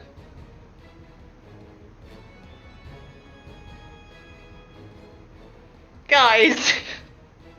Hmm? Y'all are bitches. Sleeping on that one. Sorry. I was focused on my character sheet. Okay, well, if we don't think Valence can hurt it, then... Like, I know we're gonna teleport and he's gonna go, ooh, never mind, he's gonna get turned into a cloud, and then we just kind of... He's already Wait. a cloud, isn't he? No. He was a cloud temporarily to exit the building. Oh, okay. He is a person crouched with shadows clinging to him preternaturally. But we're gonna teleport in, he's going to immediately cloud again. So I kind of want to bring someone who maybe has ideas on how to hurt that. I have read it on vampires. You can harm a cloud. You can harm a cloud, and upon doing so, it will enter its forced return to coffin state. You can't... You can... TLDR. You can... No, that's not what it... Vampires can be harmed in gaseous form. You can reduce their hit points. If their hit points reach 0, they enter gas that is returning to coffin stage. At which point, they have a timer of 2 hours before they die. And have to attempt to return their to their coffin. 8? At least at his level, it's 2. More powerful vampires might have longer. He's got 2. At most. What's the range on? I'm going to read gaseous form to see if it can be harmed by ghost touch weaponry. Because that's a spell that exists. And it's a spell effect that's being duplicated. My guess is no.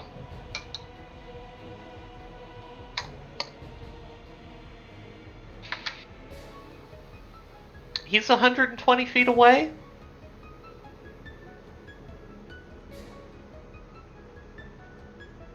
I think so. The subject is incorporeal but can be harmed.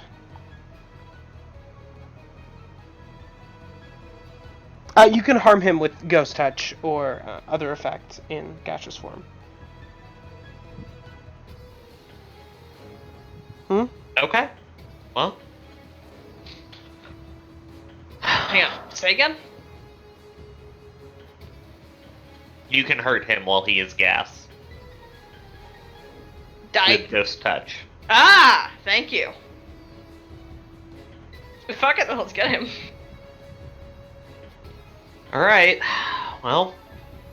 Yes, he's So also I got guess- a true death crystal, so... So is this a group teleport, or is this Valence and Soren go, and then Emerus, I guess, takes the other 3? Emerus, do you have a dimension door? I believe that she does.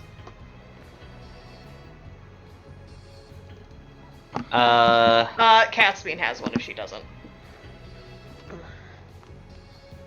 Per 3 caster levels. Soren can bring 3 people. But not all of them. Yeah, Emrys has dimension door. She can bring 4 people. Okay. Well, that's Which- the more efficient use of spells. So I suppose that Emrys can cast dimension door. And everyone's stunned for a turn. Okay, so hang on. Who's getting What? dimension doored? Yes. Okay, so Soren is not doing his cool thing. The only... I know. Oh. I'm just trying to figure it out. No, sorry, I forgot, because we talked about Dimension Door so much, I forgot that he could slide over. Yeah, because I was That's in thinking that range he of was slide. gonna grab someone, I think, or can only he go? He can only, if he wants to get far enough to actually do it, only he can go. Okay, so he can go, and then Amherst can Dimension Door the others. Mm-hmm. Sword's going to, just before Emrys goes, he's going to Dimensional Slide 110 feet towards the vampire, and then immediately start casting Resilient Sphere. Okay! I need to do a few things in quick succession. Earlier, right before he dropped a greater invisibility on Valence? Yes. Awesome. I need to do several things in quick succession, because we first need to move to another map, because we do not have enough space for what's going to happen with the house on this map.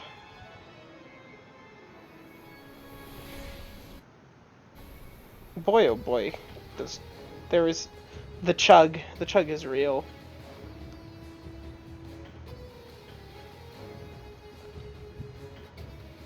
Yeet.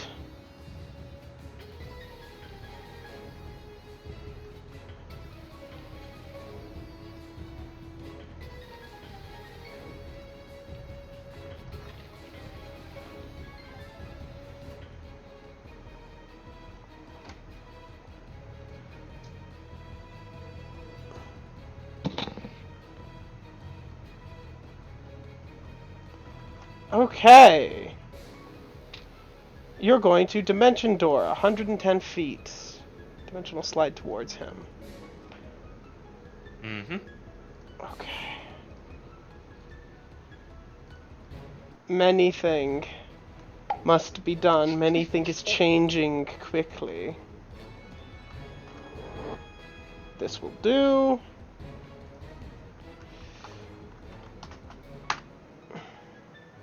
Tan, did you record your improvement for the Nat 1 at least? I did. Okay. I have 12. I have enough for a feat. Nice. Okay, there we go. Welcome to the correct page.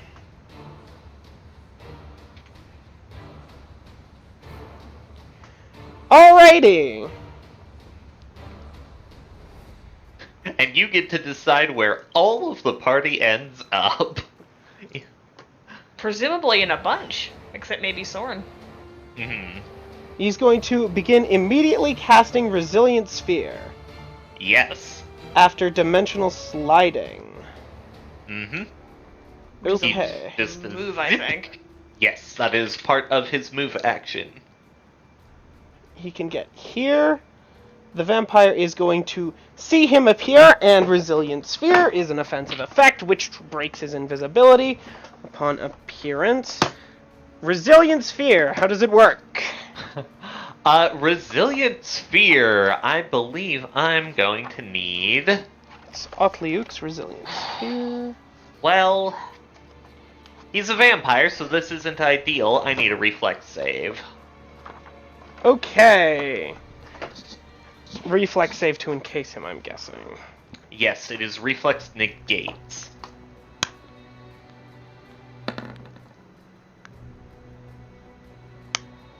Are you going to roll well? 20! It's DC 20 or 19, isn't it? 19. Oh, it's because it's a low level spell. It's a 4th level spell. Really? Yeah. Third. No? What the fuck is your casting stat? 5? Or, well, plus 5. 5. It's like, yeah, clearly. I had things I could have done to boost that save, but I didn't think to. Dab. Oh well. Oh well. I guess he's not going to jail. He is not, Not going to jail. as Damn you it. attempt to throw the sphere around him. He notices the teleportation even before the invisibility breaks, as the grass flows away from Soren's area, and he immediately, noting this noticing that someone has detected him, springs backward almost supernaturally fast and starts to back off, leaving the area as Sorn appears, holding out his hand and chanting as the sphere forms over the area in which he was standing. It is at this point that Emrys and the party appear beside him, as he is going to...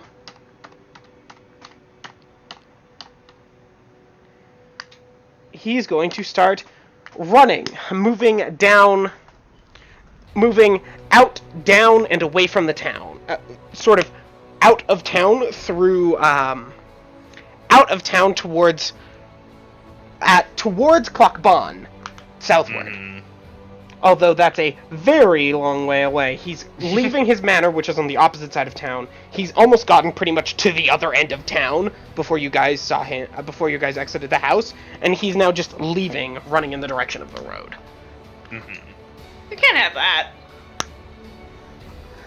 And at this point, we Had can I been thinking to announce it ahead of time, Cassie would have activated her 80-foot fly on the cloak. We can go ahead and roll initiative now. And everyone except Soren's gonna be Can't the be. first one, I believe. No, Emrys gets her first turn. No, it eats the casters as well. It, Okay, Eat roll your- to... Okay. it eats your turn like all your actions until the start of your next turn. Oh, I've just been assuming that it eats everyone else's turns because they would be happening theoretically simultaneously with Emrys's. yes. Well, Valen's rolled twice for some reason, but he also got the same result both times. Wonderful. Stupid boy. He did manage to roll a 3, but all my characters rolled a fucking 3. I'm not going. God. Alright, I don't need to Come on, open sheets. get I Emrys. have initiative. I have initiative on my bar. Emrys! Nope, I already got. We can use the Can we second please result. That's take fine. Can we please take 7s? Oh my god. Which one's on the tracker? Mine! So, we'll do that one. I'm going to attempt archiving the Piceno page temporarily. Hey, Because I know that Piceno causes a lot of lag. it is a very large map. I'm also going to archive, because I can always unarchive, the Valheim map. That's also probably a lot of lag.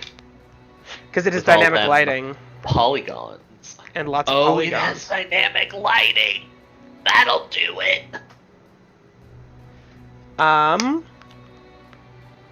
We can also archive the Deox house map that we just finished. And the Sands, because I can always unarchive. I need to remember that I can unarchive pages. Mm-hmm. That's the point of the archive. I can archive you. I probably shouldn't have archived the plains, but archiving the forest is... that was the lake, apparently. Whatever. You can go unarchive it later. Yep. Going to name this to... Because I've noticed that I don't want to delete the content on the battle page. I'm just going to delete the map. Wait. Okay, we now have 5 pages that are not archived. Nice. Alright! Things are more responsive now, I think. Maybe. Anyway, no, it won't be eating your turns. His turn that Sorn took a turn, which was casting Sphere. Y'all took a turn that got eaten by Dimension Door. He took a turn, which was running 60 feet, and now we're in initiative. Y'all do all okay. turns. Nice. Better sort. Yeah. Okay! Big Emrys. Get him, Emrys. Emrys doesn't have a ton she can do with this range that isn't high-level spells. At this point, I think no holds barred except for gun, because gun is still very indicative. Well, alrighty then!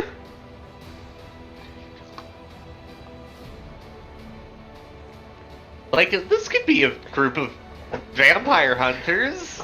Emerus is going That's to... unrelated. Emerus is going to hold out her sword, draw it up, then back, draw a plus sign going up, then down, left, then... drawing a plus sign in the air with her sword, creating this purple plus before jabbing forward and sending out a lance of arcane energy towards the emissary.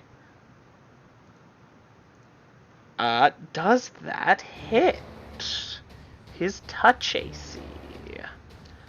I think so. Oh, no. His touch She AC missed is by 16. Oh my god. Emerus! He just barely manages to duck out of the way as the purple beam lights up the night that has begun to fall. Damn it!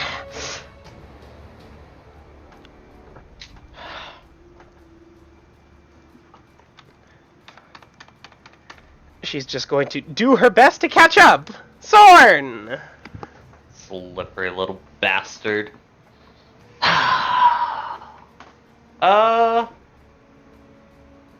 I'd like him to give me a will save.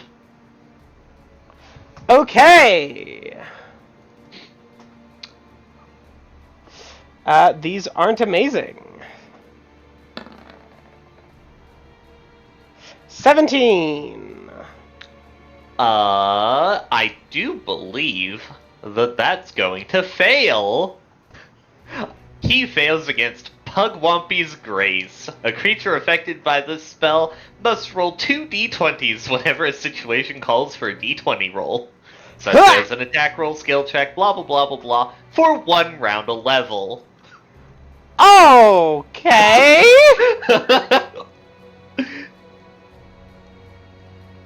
Let's see here. Disadvantage for 1 round a level? Ow! That feels really powerful for a 3rd level spell. Yeah! Hey, Caspian, what's your disadvantage Yes. spell, and what level is it? I have 2. I have Accursed Glare, which is 3rd level, and I have Ill Omen, which is 1st level. What's Accursed Glare do? Accursed Glare is so damn good because it lasts for a day a level. Oh, Jesus Christ. It's a curse! It's attack rolls and saving throws, disadvantage. Only attack rolls and saving throws. But to be fair, in combat, that's pretty fucking good! Yeah. And Ill Ill Omen Omen is is just, like for like, one thing, the- right? It's like 1 roll. No, it's, for every 5 cast levels you have. So it's 3 rolls. For me, I think. Because it's... Yeah, it's... Yeah. Ah, here we go. The effects of this spell are negated as long as a target has any sort of luck bonus to a d20 roll, such as those granted by a luck stone or divine favor. But the spell's bonus is not impacted by that. So basically, if he can give himself a luck bonus, he's fine.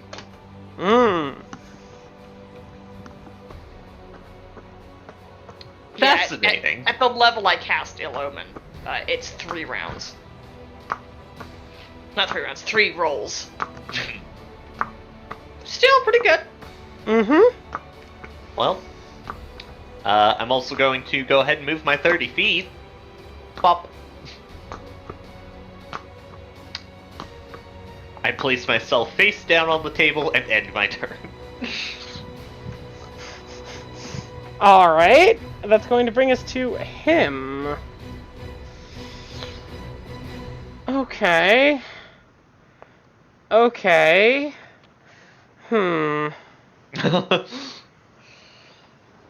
Well, that's annoying.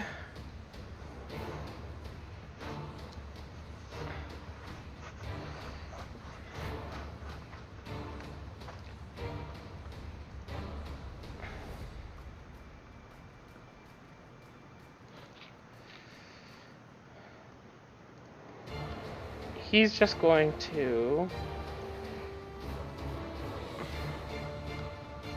He's going to continue running forward, moving across the hills, and attempting to...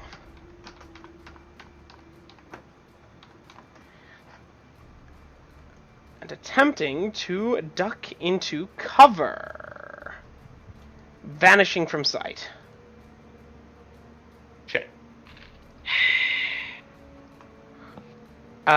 Reed, he's used the he is hiding with the stealth skill. At disadvantage. At thankfully. disadvantage! He doesn't Alright, know well, that. Cassie's going to move 80 feet with her cloak. Alright, Cassie's cloak flies up behind her, parting down the back to form two sets of raven wings as she flies forward. And I guess I'm gonna have to search for him instead of, like, doing anything useful, aren't I? Unless your perception check greatly beats his hide check, yeah, you can make perception as move or standard in order to find him. I just used my move, so... I'm going to re-roll that! Defiant luck, I'm guessing? Yep. Okay! 32 beats his 25 because of disadvantage by 7. What were you intending to do? And I'll tell you if you have enough time. I was going to Searing Light if I have the time. Searing Light, how? My gauntlets. Ah! Yeah, you can activate an inventor item. Nice.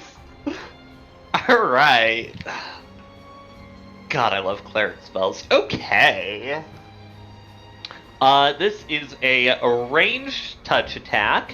Alright. As he sees you raise the gauntlets, he leaps out of his position and starts dodging sideways back and forth. I am warning you ahead of time that this man has the wind stance feat. The what? Wind stance. It grants a 20% mischance on ranged attacks. Rude. His whole build is I'm not dying. Horrible. Alright, well, I already declared my action and I can't get any closer to stab him, so... Well, a 31 hit his touch AC. I wonder, given that it's 16.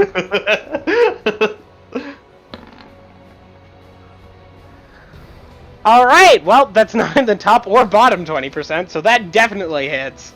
Okay. I was kind and did not give him lightning stance, which is a 50% mischance, because that's just dumb. God. Yeah. An undead creature takes 1d6 points of damage per caster level, and an undead creature particularly vulnerable to sunlight, or bright light rather, takes 1d8 points of damage per caster level. Yeah! Am I rolling d8s or d6s? You are rolling d6s due to a feat that he has. Alright.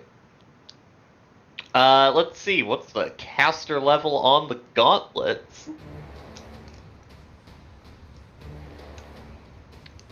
There's a lot of 15s in this description. Oh, wait, Searing Light at caster level 15, so 10d6. Oh dear! Hello. Ow! My name is Inigo Montoya. You helped kill my parents. Ow! That hurt! That really hurt! Bop. You can see him pat his body, looking for an item which he appears to be missing. Get Weird. fucked. What? He's apparently missing an item. Great.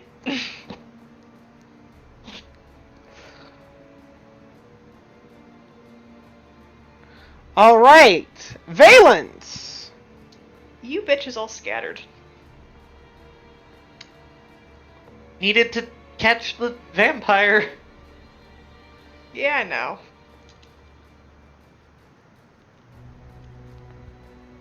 Alright, well, only one other person's in range, so I guess I hit myself and casting with Rakshasa Haste.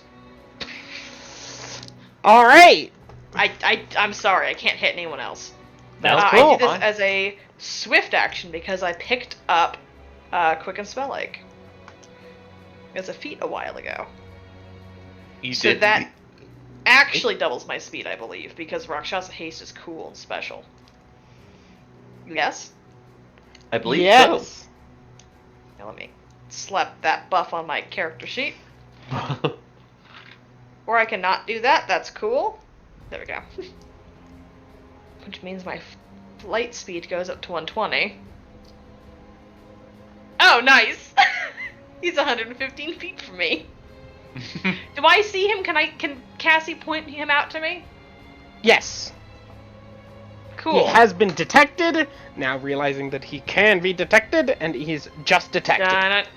Dun-it. Uh-oh. Da-da-da-da-da-da-da-da. And I still have my standard action. I'd like to stab him. Okay. Great invisibility. He does not know I'm being first, I think. Alright. And I have a true death crystal. Can I hurt him real bad? Go ahead and make an attack. Alright. Okay. Let's see if I actually hit him with my sword. 27? That will hit because he is flat-footed. Nice! Nice. I get an extra d6. Undead. 9! And do I sneak attack? Yes. Yes? Yes. Okay, you sounded hesitant. Yes. You're invisible, so yes. Yay! There we go, there's the damage! Ow! 9, 23. Okay, he is going to activate Bolstered Resistance. Whatever that means. It allows him to double his DR against a single strike. Bitch. Ow! He's not gonna like my next swift action then. Okay. Well, I can't do it now. Alright. You slide up towards him, stabbing forward with your sword, and cut across him, your sword glancing somewhat off of his armor, but then when it reaches him, as it starts to dig in, his eyes flare red, and the skin toughens against the blow. Dan, roll bluff, roll bluff. I'd love to roll bluff to make him think that was someone else. Okay, go ahead and make a bluff Cassie threw a sword at him. Cassie threw a sword at him. Mm-hmm. It was a throwing. She is throwing knives. She threw a knife at him. You know what? That beat him by enough. Okay. No, Valence, you need to make a stealth check. Aw. Make a stealth check. 52, not counting the invisibility. Okay, Is 42 audio? is enough to beat him on even just with audio. Then yes, it works. That will delay a thing he was going to do by a short amount.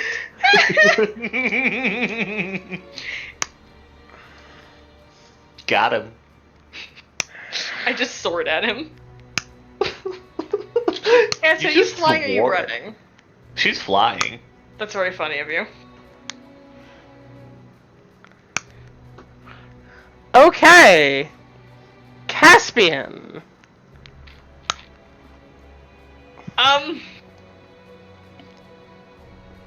This is kind of stupid. I'm gonna run after people first of all. What kind of action is this, Caspian? What kind of action? Caspian. Okay, whatever. I wasn't entirely sure I want to do that anyway. I don't want to fuck with it right now.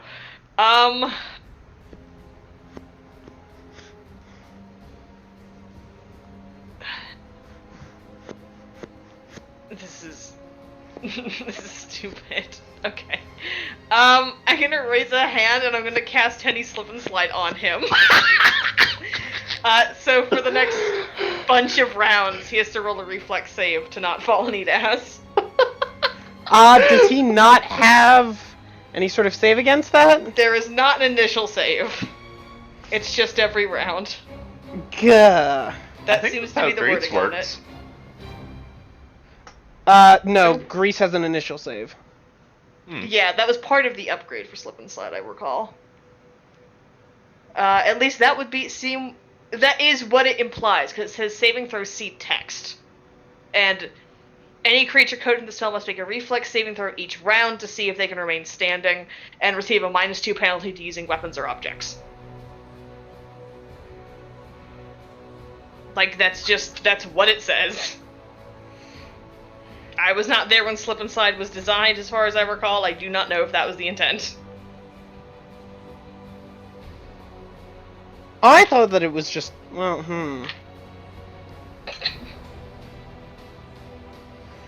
I'm casting it either way, because I think that's funny as hell. It is. Yes. I think that Tenny's Slip and Slide is objectively the funniest spell I could have used here. Yes.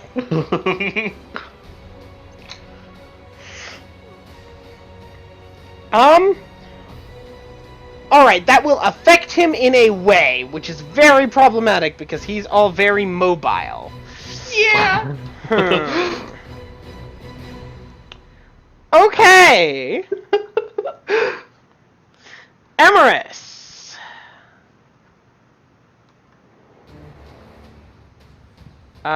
She'll get closer. Suppose. And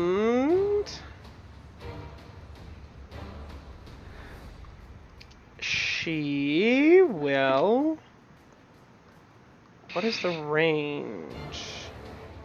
Because she doesn't want to. She's used both her arcane strike and her. I think she's in range to throw swords. Yeet! Yep, she's going to attempt a yeet.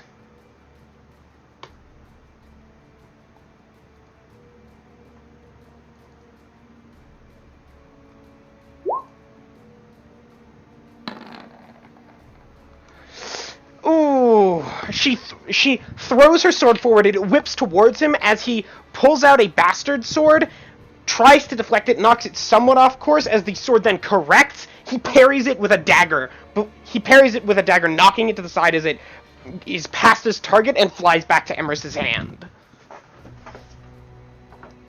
Damn.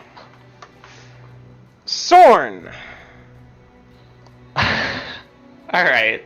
I'm gonna start by sliding closer because I don't want to be this far away anymore. Oh, do you have more slide? Yeah, I can go 110 feet per turn as long as I keep spending resources. Oh, you have a max per turn.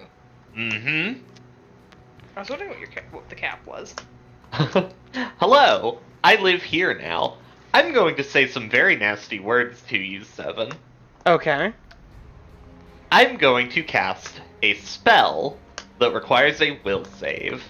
I'm going to heighten this spell to 5th level. Okay. And I'm spending a point from my arcane reservoir to not increase the casting time. I need a will save against slow. Okay. Sorry, Sarah, this is the first combat you tossed us into this binge. We have a lot to get out on this guy. Alright! You also did everything in your power to make us hate him. That is a 15!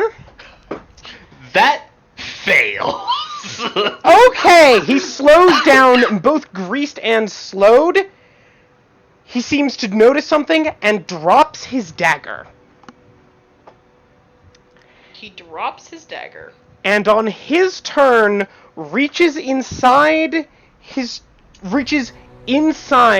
armor, moving between a few of the pleats to reach a pocket, grasps something, pull it out slowly, fending Valence off with the bastard sword as he raises a holy symbol high.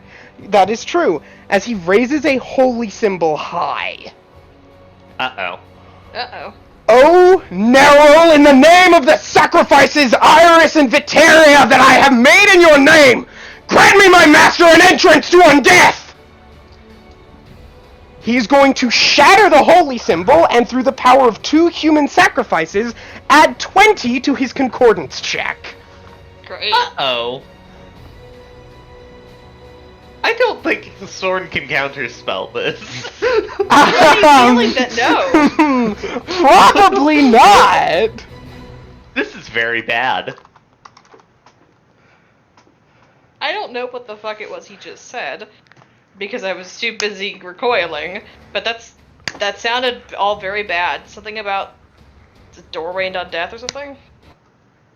Something about granting his master an entrance into undeath. Grant me my master and entry to undeath in this Uh-oh. moment of need.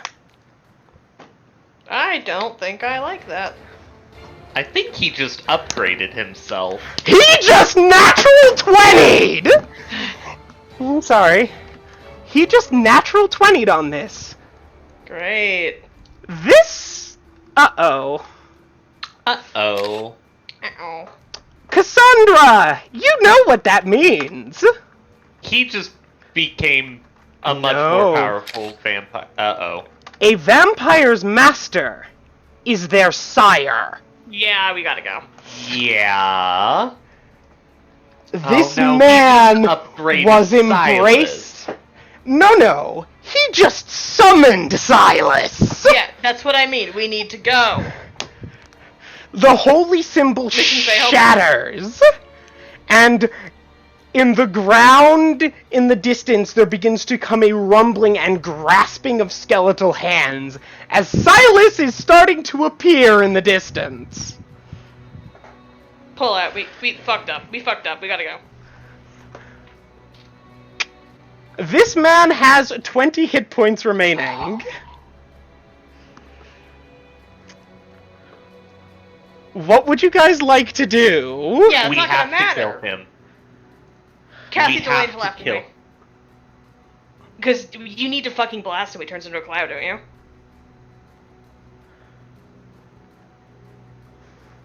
Because if you stab him, he's gonna turn into a cloud, and then I can't do fuck all against a cloud returning to coffin, right? I think Cassandra, you you're can. close to this man. Give me a religion check. I can only do things against normal cloud, right? Right? Hang on. He is Seven's too weak of a Trying to vampire offer me to info. attempt to return to a coffin. There we go. We can kill him. Sorry, I didn't mean to snap. I was waiting for the information. And I am also stressed. Sorry. Mm-hmm. I'm going to delay until after Valence. Please kill him. I mean, if that's not the case, you don't have to. Like, Oh. Yeah, you're right. Sorry. I don't know. Do you need to do sun damage to him? I don't know. No. Are He you will sure? not. Seven just said that he can't do the return to coffin thing, so He's But too like die. maybe he just won't die until I don't know. Does he have I don't know how vampires work. Because every time it depends on the vampire. I don't know how this works. Okay, let me quickly explain. This vampires have fast healing and damage reduction. Their only death escape is by becoming a gaseous form. This gaseous form varies from vampire to vampire. In his case, he's too weak to have the death save gaseous form. Mm-hmm.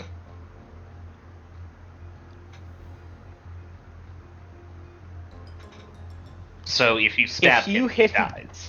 if he reaches 0 hit points as an undead, he is destroyed. Neat. Silas is spawning in 2 rounds. I'm I think sure we this can guy kill him in that time. I'm sure this guy can spend his turn to make him appear around earlier. We need to get rid of him fast. Well, I'm gonna move up here. He might get don't. some... What? You need to stay near Emerald because we need to get the fuck out of here. Soren also has a teleport. It's his last Alright. 5th level spell, but he's got one. Right? I'm going to stab a bitch with a +1 silver dagger. Okay. Hang on. I need to check. This does not have the +1 included.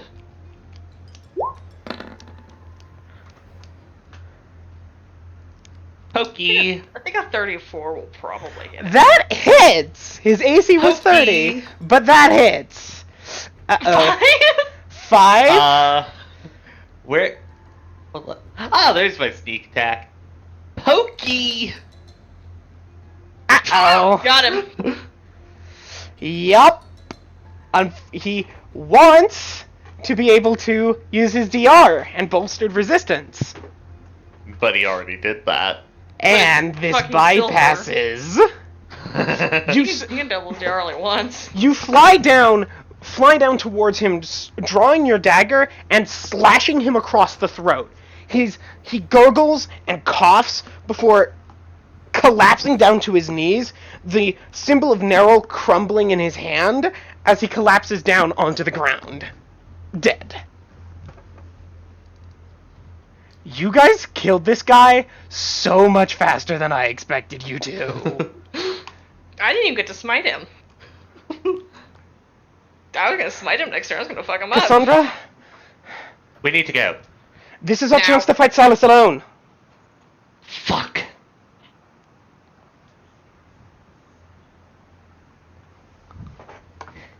I do not trust the dungeon master that way.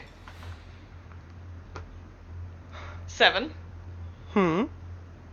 You would not do that. I know you. He has a panic button back to Delilah. I am dead fucking certain of it.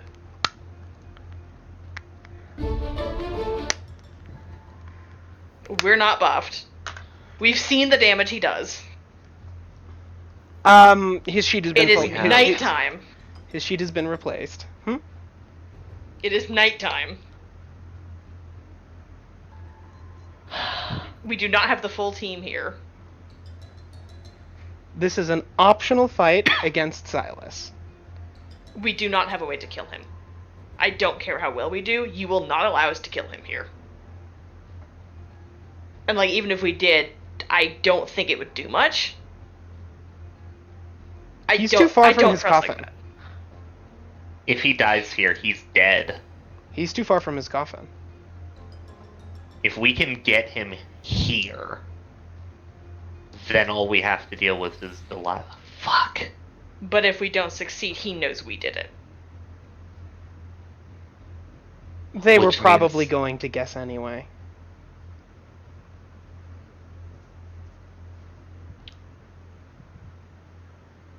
Well, they might have guessed anyway. I'm just worried because we don't have 2 of the gunslingers. And So Lucasi. teleport back to the temple. Send Sorrow and everyone else. I'm scared! Alright. So what, we have 2 rounds minus Cassie's turn to, buff, minus the kids and Sorrow and Lucasi. Mhm. That's going. Sorn will be arriving back in.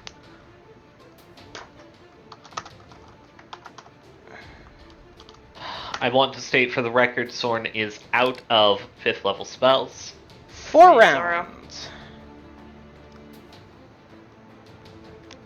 Oh god. So you need to hold out Um, against Silas for 2. I'm going to split the recording here. Let's split the recording here. All right. The first fight against Silas I'm scared, Lena! will be picked up in the next recording, and so we sign off.